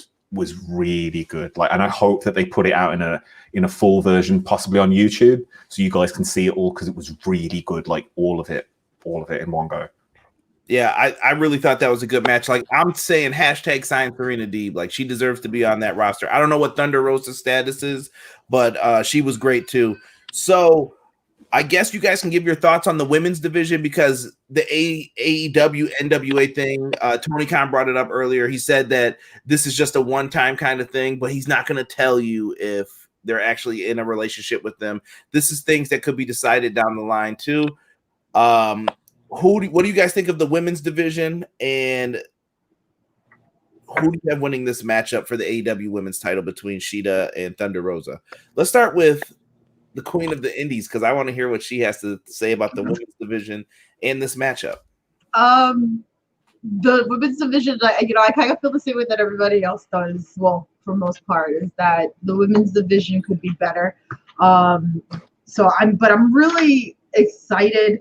Again, Thunder Rosa. I mean, again, she's amazing in the ring. I love her. Seen her in the Indies. But I'm also a huge Shida fan as well.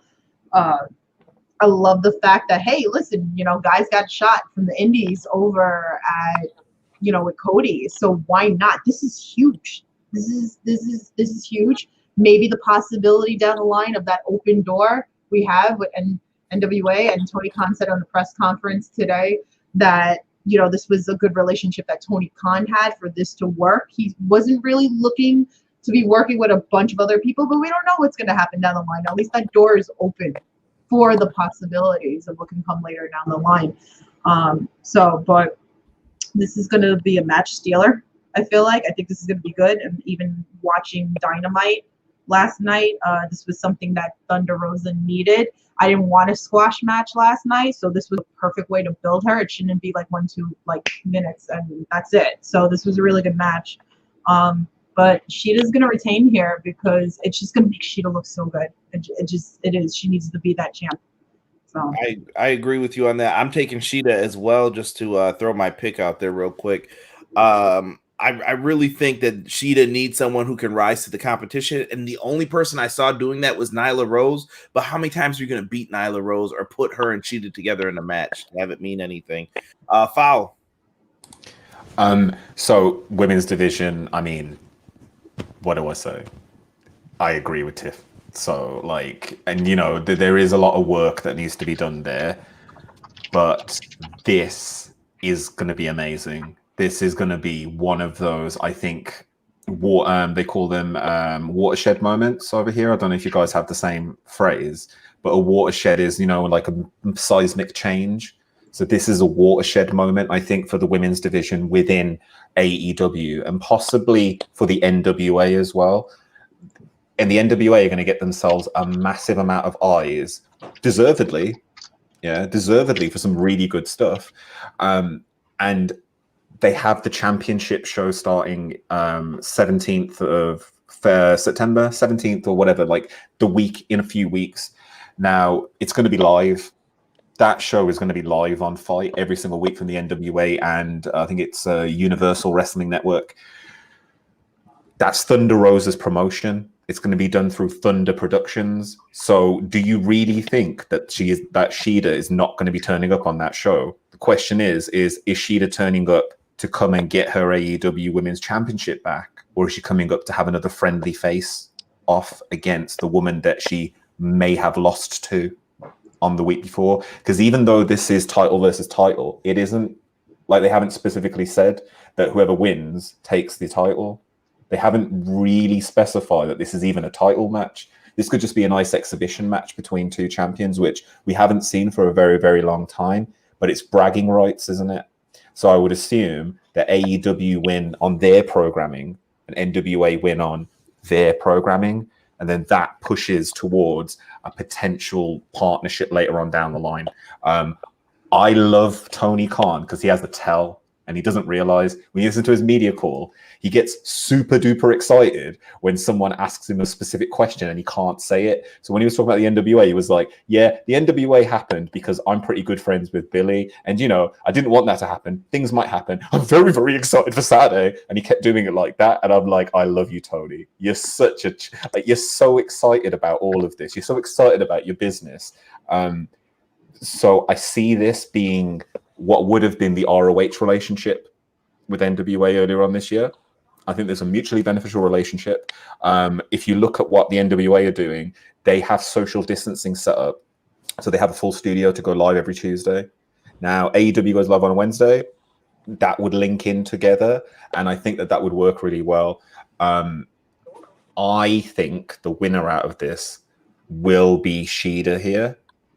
But I want it to be Thunder Rosa, because if it's Thunder Rosa, she walks onto her show on next Tuesday and says, I beat the AEW Women's Champ. What you gonna do? And that's good for everyone, because that gets the AEW name out there. And as you said with Nyla Rose, that I don't feel like, and it feels like a disservice to them, but it doesn't feel like there are enough women on that roster that are getting the time to do what they need to do. And when you're basically told like 2 minutes before showtime, hey, do you want to go have a match? Maybe you're not in the right mind frame to have a perfect, picture-perfect match. When you're sliding tag team matches between tapings because you want to film something else down the line, there's always going to be a chance for like some issues. But I really want Thunder Rosa to win. I really want her to win. She deserves it so much. That woman has like grafted her ass off to get to where she is right now.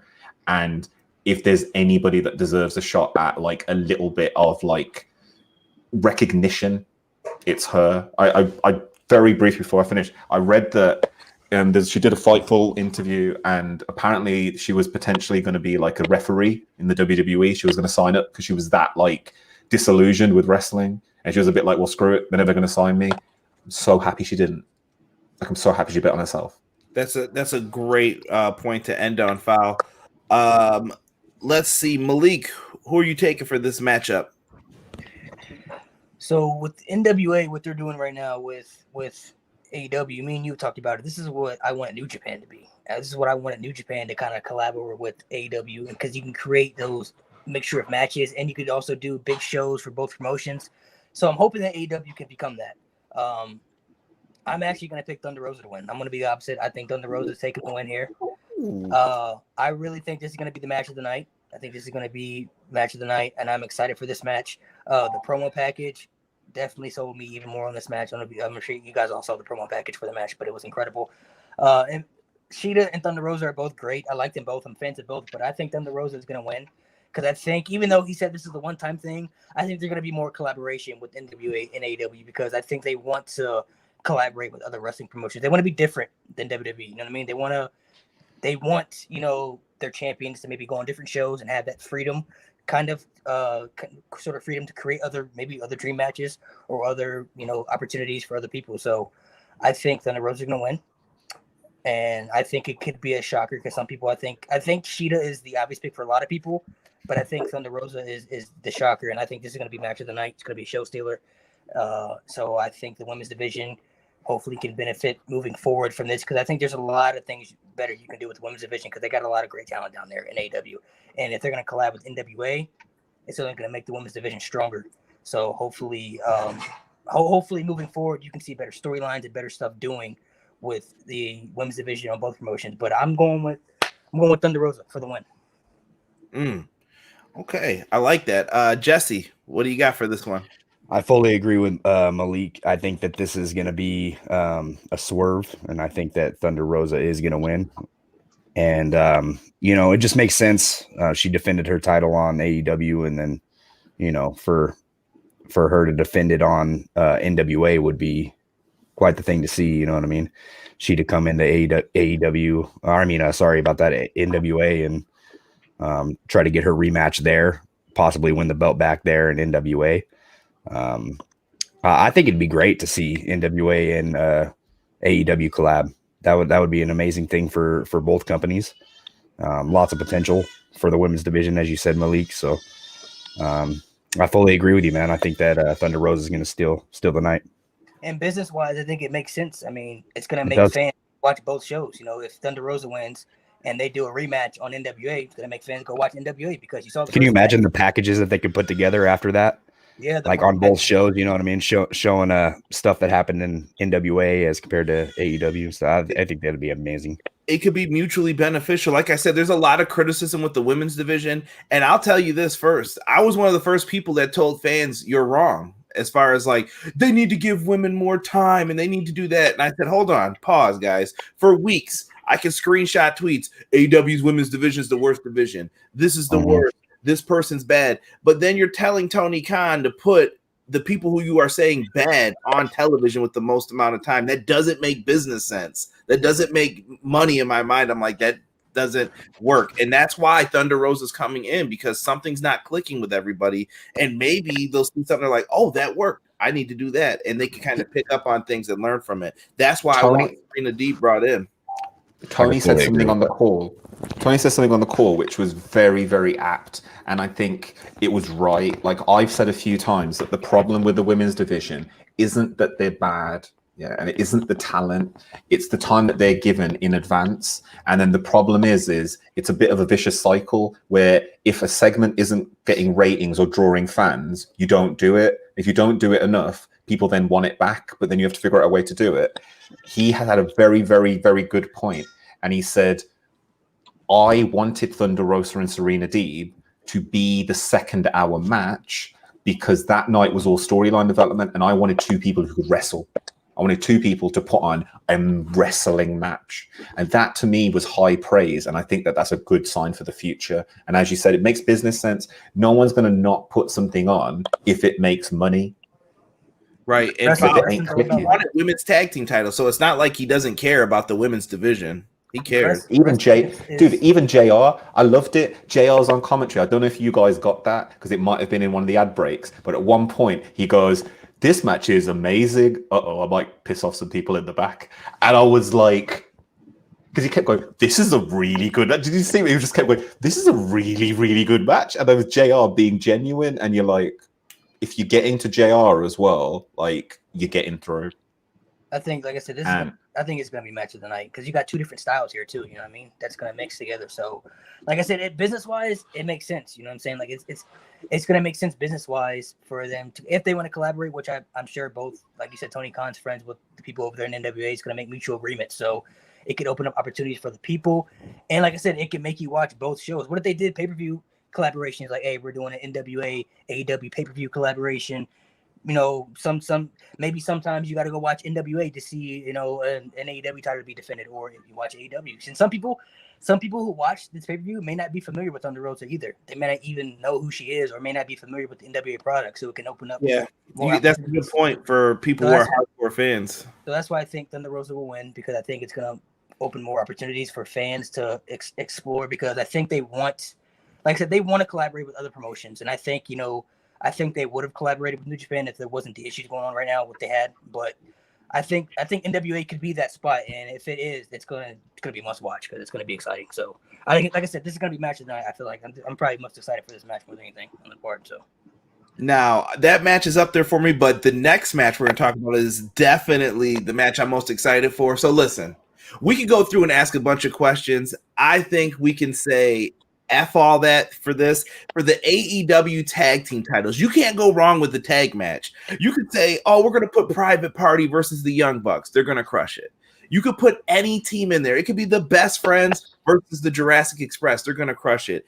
And Kenny Omega and Hangman Page being in here just made it that much better. 2 single stars as this long-term tag team. And FTR coming in, holy smokes. I have loved their matches where they are making teams wrestle old school tag matches. I saw them do a double clothesline with one person on the apron, one person in the ring. I was like, what in the Arn Anderson is this? I was like, okay, I can get down with this. They're putting the tag ropes in their matches. And before we get into this, guys, who is everybody taking FTR to win this? Yes. Yes. Yeah. Yep. Okay. Thank you. So we're just not even going to do the prediction for that. Everybody's got FTR. It's their time to shine now, man. I want to hear the storyline, how it plays out in everybody's mind real quick. Like, that is what has my curiosity. And I want to hear Tiff first. What happens with this if FTR wins? What's the story with Omega Page? Do you have something in mind with FTR with this? Sorry, I don't want to throw the shocker up, but they've been doing this symbol with Tully. Yeah. And like, what is that? What's going on here? That Spanish wrestler's coming back. That dude from TNA. And you wouldn't put like Tully with FTR if like they weren't going to win. I just feel like it just wouldn't make sense. Like, why would you put them? And then we talk about the whole thing with the 4 horsemen that's coming or whatever like that. But I also feel that and I know Conrad's heard me talk about this all the time, right? That I had said everybody's expecting Hangman Page to turn heel. right? I've been saying from the get-go it's going to be Kenny. It's not going to be Hangman. It's going to be like the biggest swerve that they're just going to get ready for that. But I don't know. I mean, me personally, like, I'm tired of Kenny and Paige as tag team. So I don't know. Something's going to happen. Kenny's going to just not care or something, or walk out. I don't know. I can't put my finger exactly what's going to happen here. I just think that Kenny's going to be the one that turns heel on this and not Hangman. Do you think we could see another Revolution moment where, as you remember, they beat the Young Bucks? Great match. Probably up there for match of the year when we get to the end of the year awards. Right. And he grabs the ropes like he always does for the buckshot lariat, but then he drops his tag belt, grabs the ropes, and then he holds the ropes open for Kenny Omega. It was like, oh, great subtleties, because in our minds we're like, oh, it's happening, it's happening. Like, oh, it's not, damn it. They got me. And when you can get hardcore fans, you know it's good. So yeah. I'm gonna move towards Foul then. Foul, what do you have happening here for this matchup?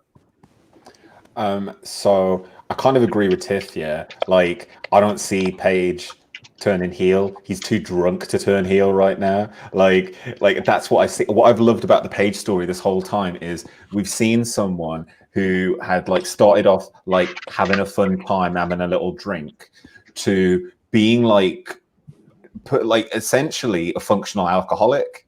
And like slowly but surely that went from it being like all fun and games and laughing stuff to now it's being like really, really like scary, like uncomfortable. And when he came out on Dynamite and he looked like he'd been crying / drunk, like, you know, he had the puffy eyes and everything, and he kind of looked out and he didn't seem like he knew what he was doing.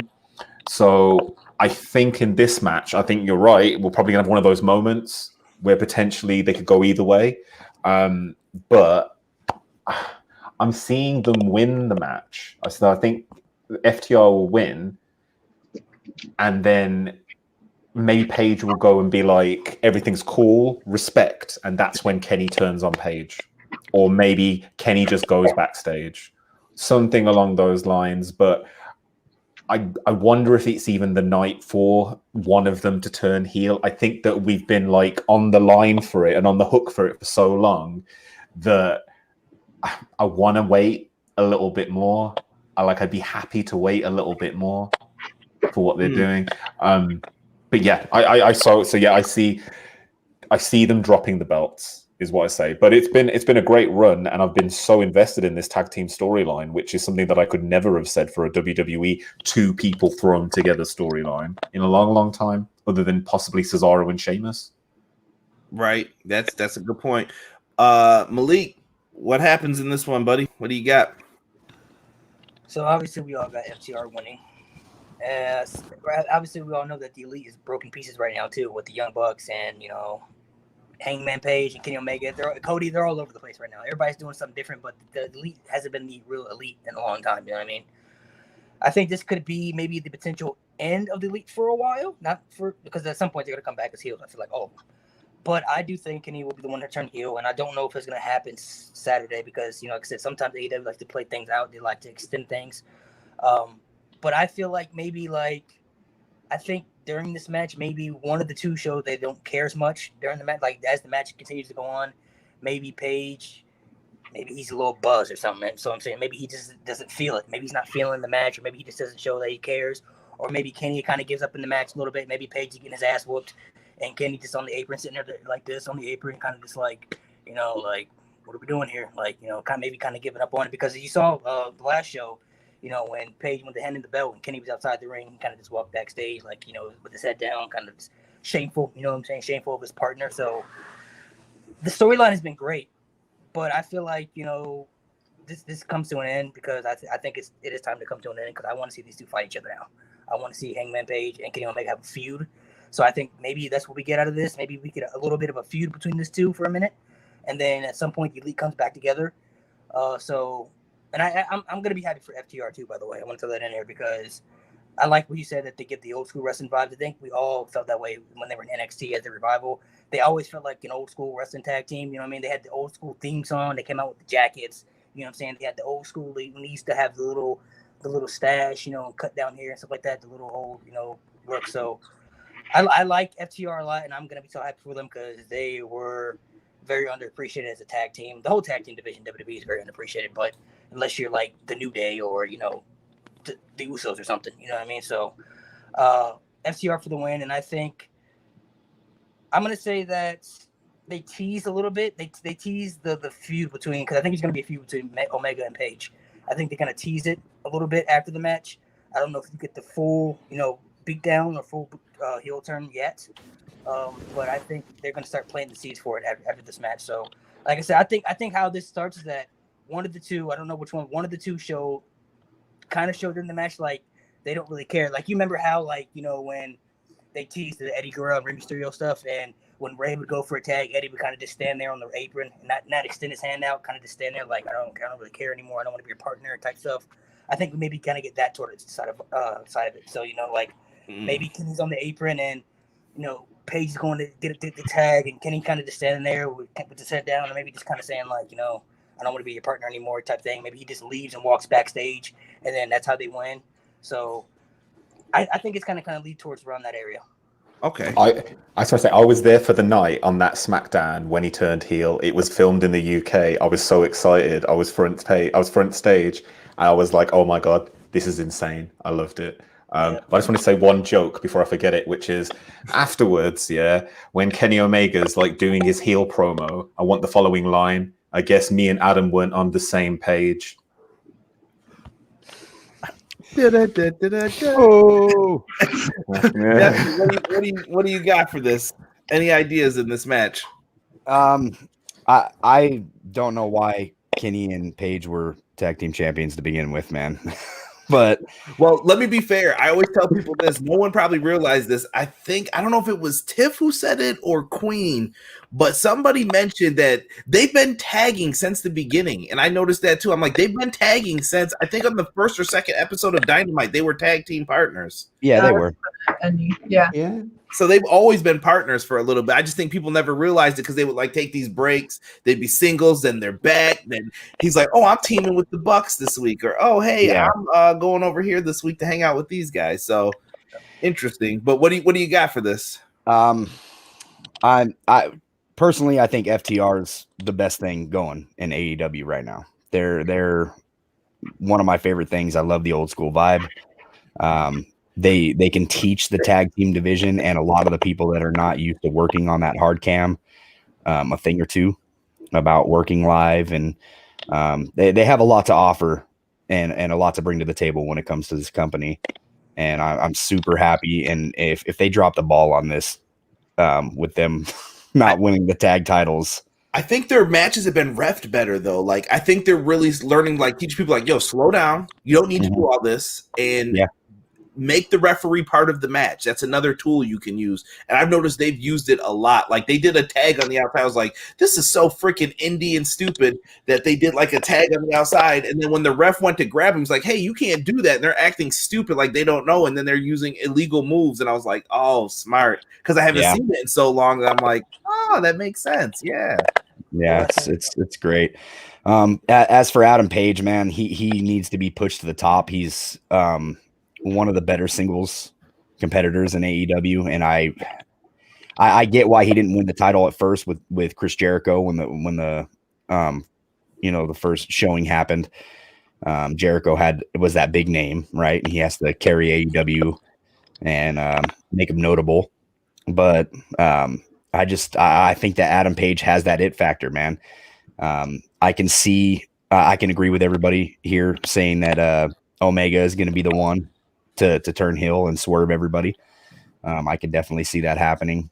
But like I said, man, if these guys do not drop the titles this Saturday, I'm going to be pretty upset, man. I do not want to see these guys tagging and being the face of the tag division now.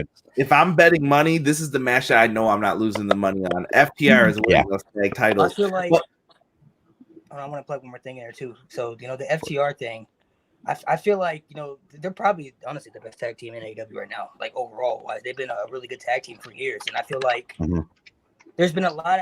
I feel bad for Triple H in a lot of ways because he gives us so many good things in NXT. He'll give us good talents that he'll sign from across the world, or they'll help build until a star power, and then they go to the main roster and do nothing, and they leave and come to other companies. So he's like, bro, like, I just helped you create other stars, and they just left to go to other companies to create a bigger company. So I think, you know, FTR has to win.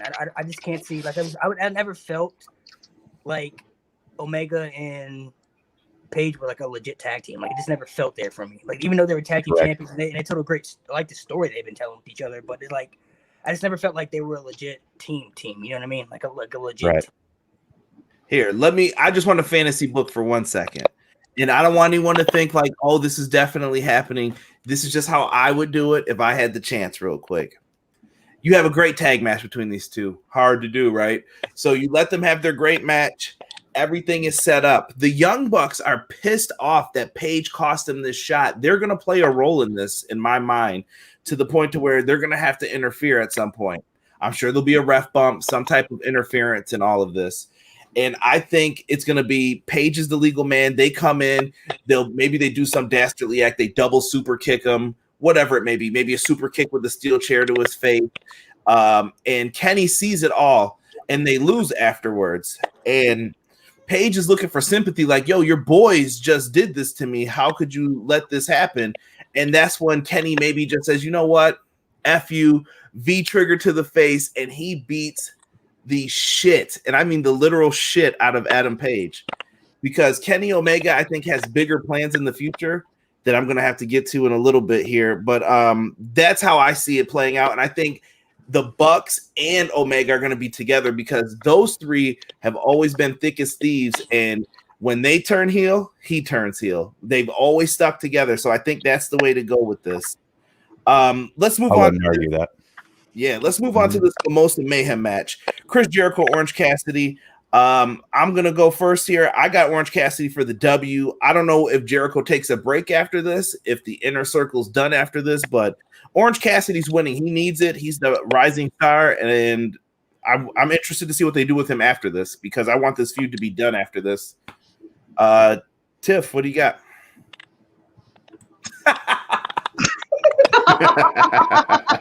I had to bring it back out. I'm sorry. It's just like I've been doing this on everybody's podcast for like the last 2 days. So yeah, Orange Cassidy for the win. I was wondering where that came from. You just out of nowhere.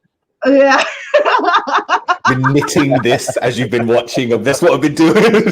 That's amazing. But, just you know, Ortiz is going into the MIMOSA pool and because he can't swim. So you know, I'm just gonna leave it like that. Okay, so that's a quick, easy prediction. File. Who you got for this?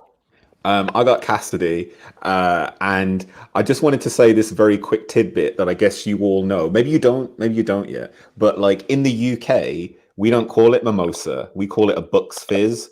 And like I said this before, I was like, if Jericho, like if the Bucks had a match against like Orange Cassidy, and they had like, if you guys were differently cultured than we are here in the UK, you'd call it Bucks Fizz as well. But like, it's just orange juice and champagne, isn't it? Which is actually quite delicious. And I mean, it's a great like side for brunch or just dow at like whatever time it is in the morning. But I've got Orange Cassidy, and I think it's going to be a hell of a match. I think that Jericho is going to go into the MIMOSA. Me too. Rob said it even in the chat. He said, I'm just here for the soundbite. You son of a bitch. It's gonna be funny when he's gonna have the best reaction of being in the pit, like, you know. So that's why he has to go into the MIMOSA pit, because he's just gonna give like, Not just that, but I love that he became Joe, but he was like, wait, $10,000 suit. So he's gonna come in back. Wait, 10. He's recently done all his hair. He's gonna be like, you've ruined my hair. Right. Jericho has been great for this company. He knows what he's doing with this. I have full faith in him. Malik, who you taking for the dub? Orange Cassidy, 100%. Orange Cassidy is by far my favorite superstar in AEW. He's so entertaining, bro. This guy, a legit superstar. I feel like, bro, he has so much potential. And Jericho is one of the all-time best. I mean, at this point, people talking about him being in the top 10. He's squeezing in the top 5 now, if you ask me. This guy is incredible, bro. He's good at reviving himself. He's good at staying relevant, and he's like almost 50 years old too, man. This guy is an absolute legend, bro. One of the all-time best in the history of pro wrestling. Doesn't matter what company, he's one of the all-time best. So he definitely knows what he's doing, and I think Orange Cassidy is it's gonna kind of be like the Matt Hardy and Sammy Guevara match. Orange Cassidy is the one that's going to shine here, and Passing the torch. Orange Cassidy's going to win. And I don't know what Jericho does after this. Maybe he does something different.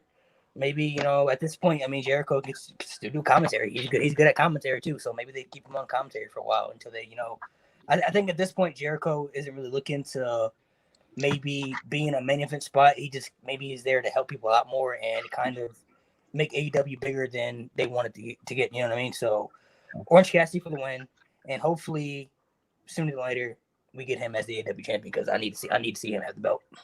Jesse. Orange Cassidy, 100%. Jericho's just been known for putting over that younger talent. You know what I mean? And like you said, he's been great in AEW. I don't think he's going to let us down here.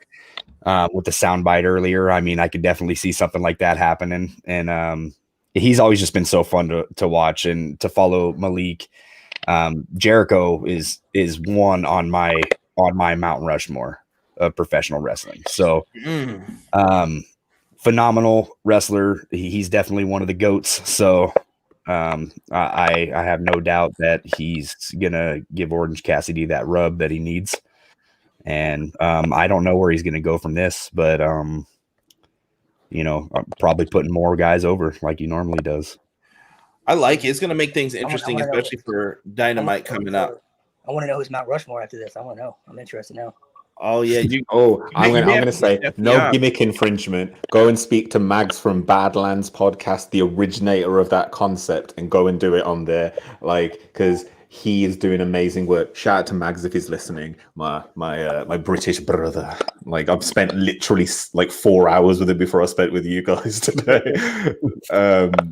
So yeah.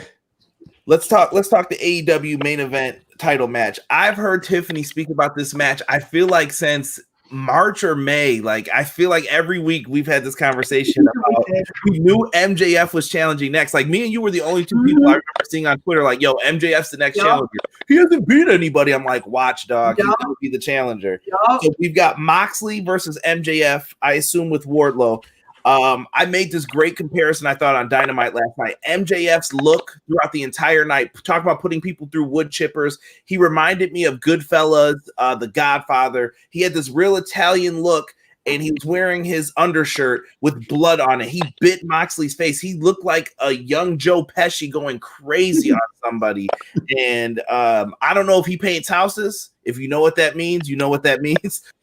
But this dude did a great work yesterday. Now, I just kind of want to go through really quick and have everybody just who do you have winning this and kind of why real quick. I'm going to start with Jesse first. It's going to be MJF, man. He's undefeated. I think they're going to keep that going for a little while. I don't see him losing to Moxley. I see something happening because of how many people that MJF has in this corner. The numbers are just stacked against him, and he's a dirty fighter. And I just see that coming into play for this. MJF, one of the greatest heels that we have today, guaranteed. So you're going MJF, new champ. I'm going with MJF. That's my final, man. All right. If you guys didn't listen to the All Elite podcast, Tiffany and Kyle had a little preview of what MJF's theme's going to be. And it's a 30-second clip. I want to hear the whole thing. These Wolves did it. It sounded freaking amazing. He retweeted it, by the way, MJF. See? He just retweeted it too, so it's on his Twitter. That little prick only talked shit to me when I said stuff about him on Twitter.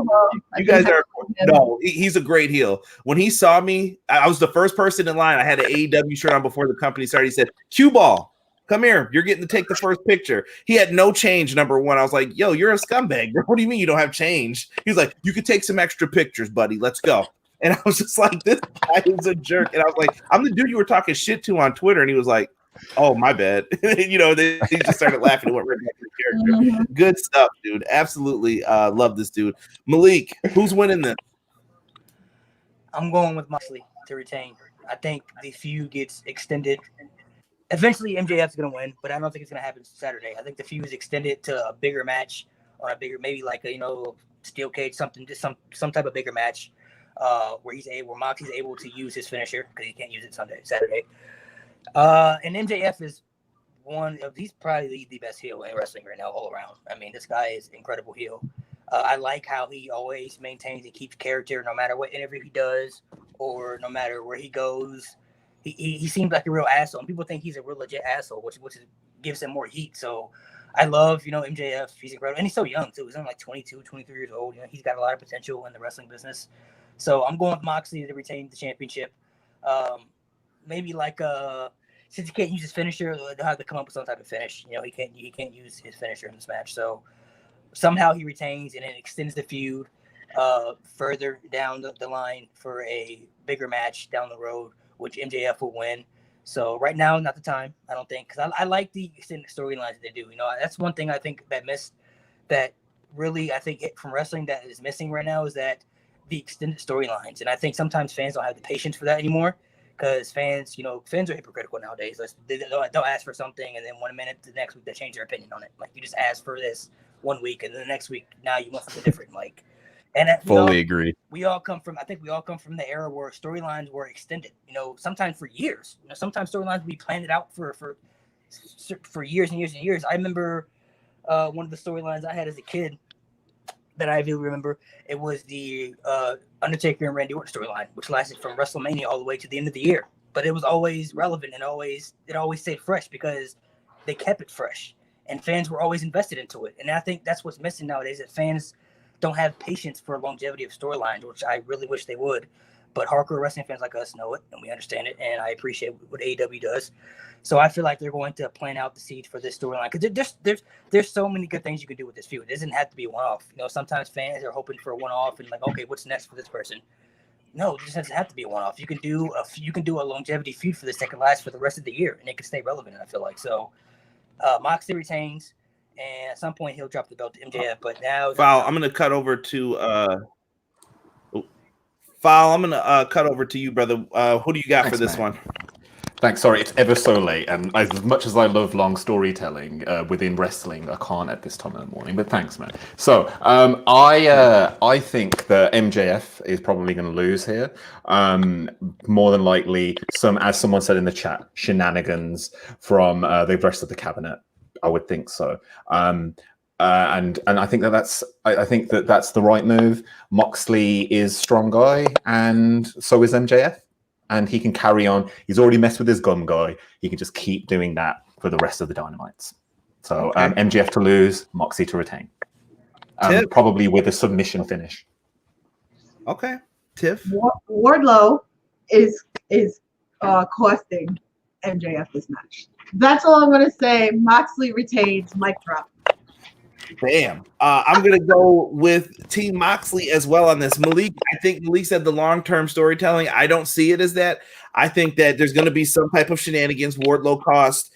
I think Moxley is going to use his finish behind the referee's back or something, and he's going to get the victory here. But what this match needs to be is MJF's tough guy match, similar to Randy Orton versus Cactus Jack, Triple H versus Cactus Jack. The match that Shawn Michaels had with Mankind or with Diesel, he needs to get his ass kicked, but come out looking stronger, like he's a believable fighter. Maybe blood all over his face, and you're like, yo, MJF put on a hell of a match right here because Duke can wrestle when he wants to. And I think that's what's needed for this one. And I'm going to say this too. What's next up? I think Tiff's going to be with me on this. We always try to go like to the next pay-per-view. Moxley Omega Full Gear after this turn. The rematch, a year in the making. That's what I think is going to happen, and Omega is going to be the one to dethrone Jon Moxley. Early prediction. Yep. Boom, you heard it. Yep. But I want to run through real quick, guys, and give you your chance just to plug your channels and Twitters real quick before we get on out of here. So let's see. Ladies first. Tiff. So you can follow me on Twitter at LovesToDream82. I am part of the No Holds Barred Network, so you can follow me on there. We have a website, NoHoldsBarredNetwork.com. You can find everything on there: Twitter, Instagram, Facebook, all that good fun stuff. So, yeah. Appreciate you coming on, Tiff. Thank you so much for doing this, Mr. Foul. Yo, thanks for having me on. I've been literally on everyone's shows today, and I appreciate it. If I'm a bit short with anyone, it is because it's 2 in the funking morning. But I am Foul Original, and you can find me on Twitter at Foul_original. That's the best place to look for me. You can also check out my link tree, link.tree/Foul Original. Come and chat to me about wrestling. Boom. Mr. Malik. Follow me on TikTok because I'm TikTok famous. No, I'm just kidding. Narcolepsy Boy 94 YouTube channel. Narcolepsy Boy 94. We actually got another draft coming up Sunday with my man Conrad. Everybody in the usual draft group. His squad versus my squad. Another wrestling draft on Sunday. Instagram Narcolepsy Boy 94 as well. Make sure you guys follow my contact, and thank you for having me. Appreciate it. My man Foul. I just want to say, since you're from the UK, I think at some point y'all gotta have WrestleMania. I'm gonna stand by it. WrestleMania needs to happen in the UK at some point. They got some of the best fans in the world over there in the UK, man. One of my dreams is to go to a wrestling show over in the UK at some point. So appreciate you guys for having me on, and make sure you guys follow everybody on here. Everybody's great. Jesse. Yeah, you can follow the Pro Wrestling Shoot on Facebook and Instagram, and then you can follow me on Twitter at Carter Inc. CARDERINC. Yeah, come listen to the shows on Spotify, Apple Podcasts, iTunes, wherever you guys get your podcasts. We just dropped a new episode today with Micah Taylor and Tracy Taylor. If you're not familiar with them, go learn yourself up, man. They're definitely underrated. Great listen to the stories that they have, man. It's a lot of knowledge fed to me. Thank you guys for having me on the show, man. I appreciate the opportunity. No, listen, guys, I appreciate you coming on. It was a long round table, but we had a good discussion about all things. Sorry, I just wanted to say before I'm going, wrecking your format again. Thank you so much, Conrad. This is one of the last shows I'm going to do before I start like a real life job again next week after 9 months of being a hilarious internet bum. Thank you so much, mate. I always enjoy being on your show, and thank you so much for these new people that I've never met before for having me on like 2 in the bloody morning on a Friday morning on the almost last day until I go through. Thank you so much, mate. It's been really, really thanks. Thanks for the rest of the year as well, man. A lot of people don't realize Conrad does a lot of work in the background supporting people. And I am one of those people that he supported. And I want to just say thanks, man. No, I appreciate you guys for doing the show. Thank you. I promised Tiff she'd be out of here at 9. She's already doing overtime, and I can't afford to pay her. Sorry. So, thank you guys for coming on the show, and thank you to everybody who came in here. Casey, go back and check out everything. It was a great listen. Thank you so much, and enjoy All Out. We'll have a review this Saturday after the show goes off the air, so make sure you check us out. Peace.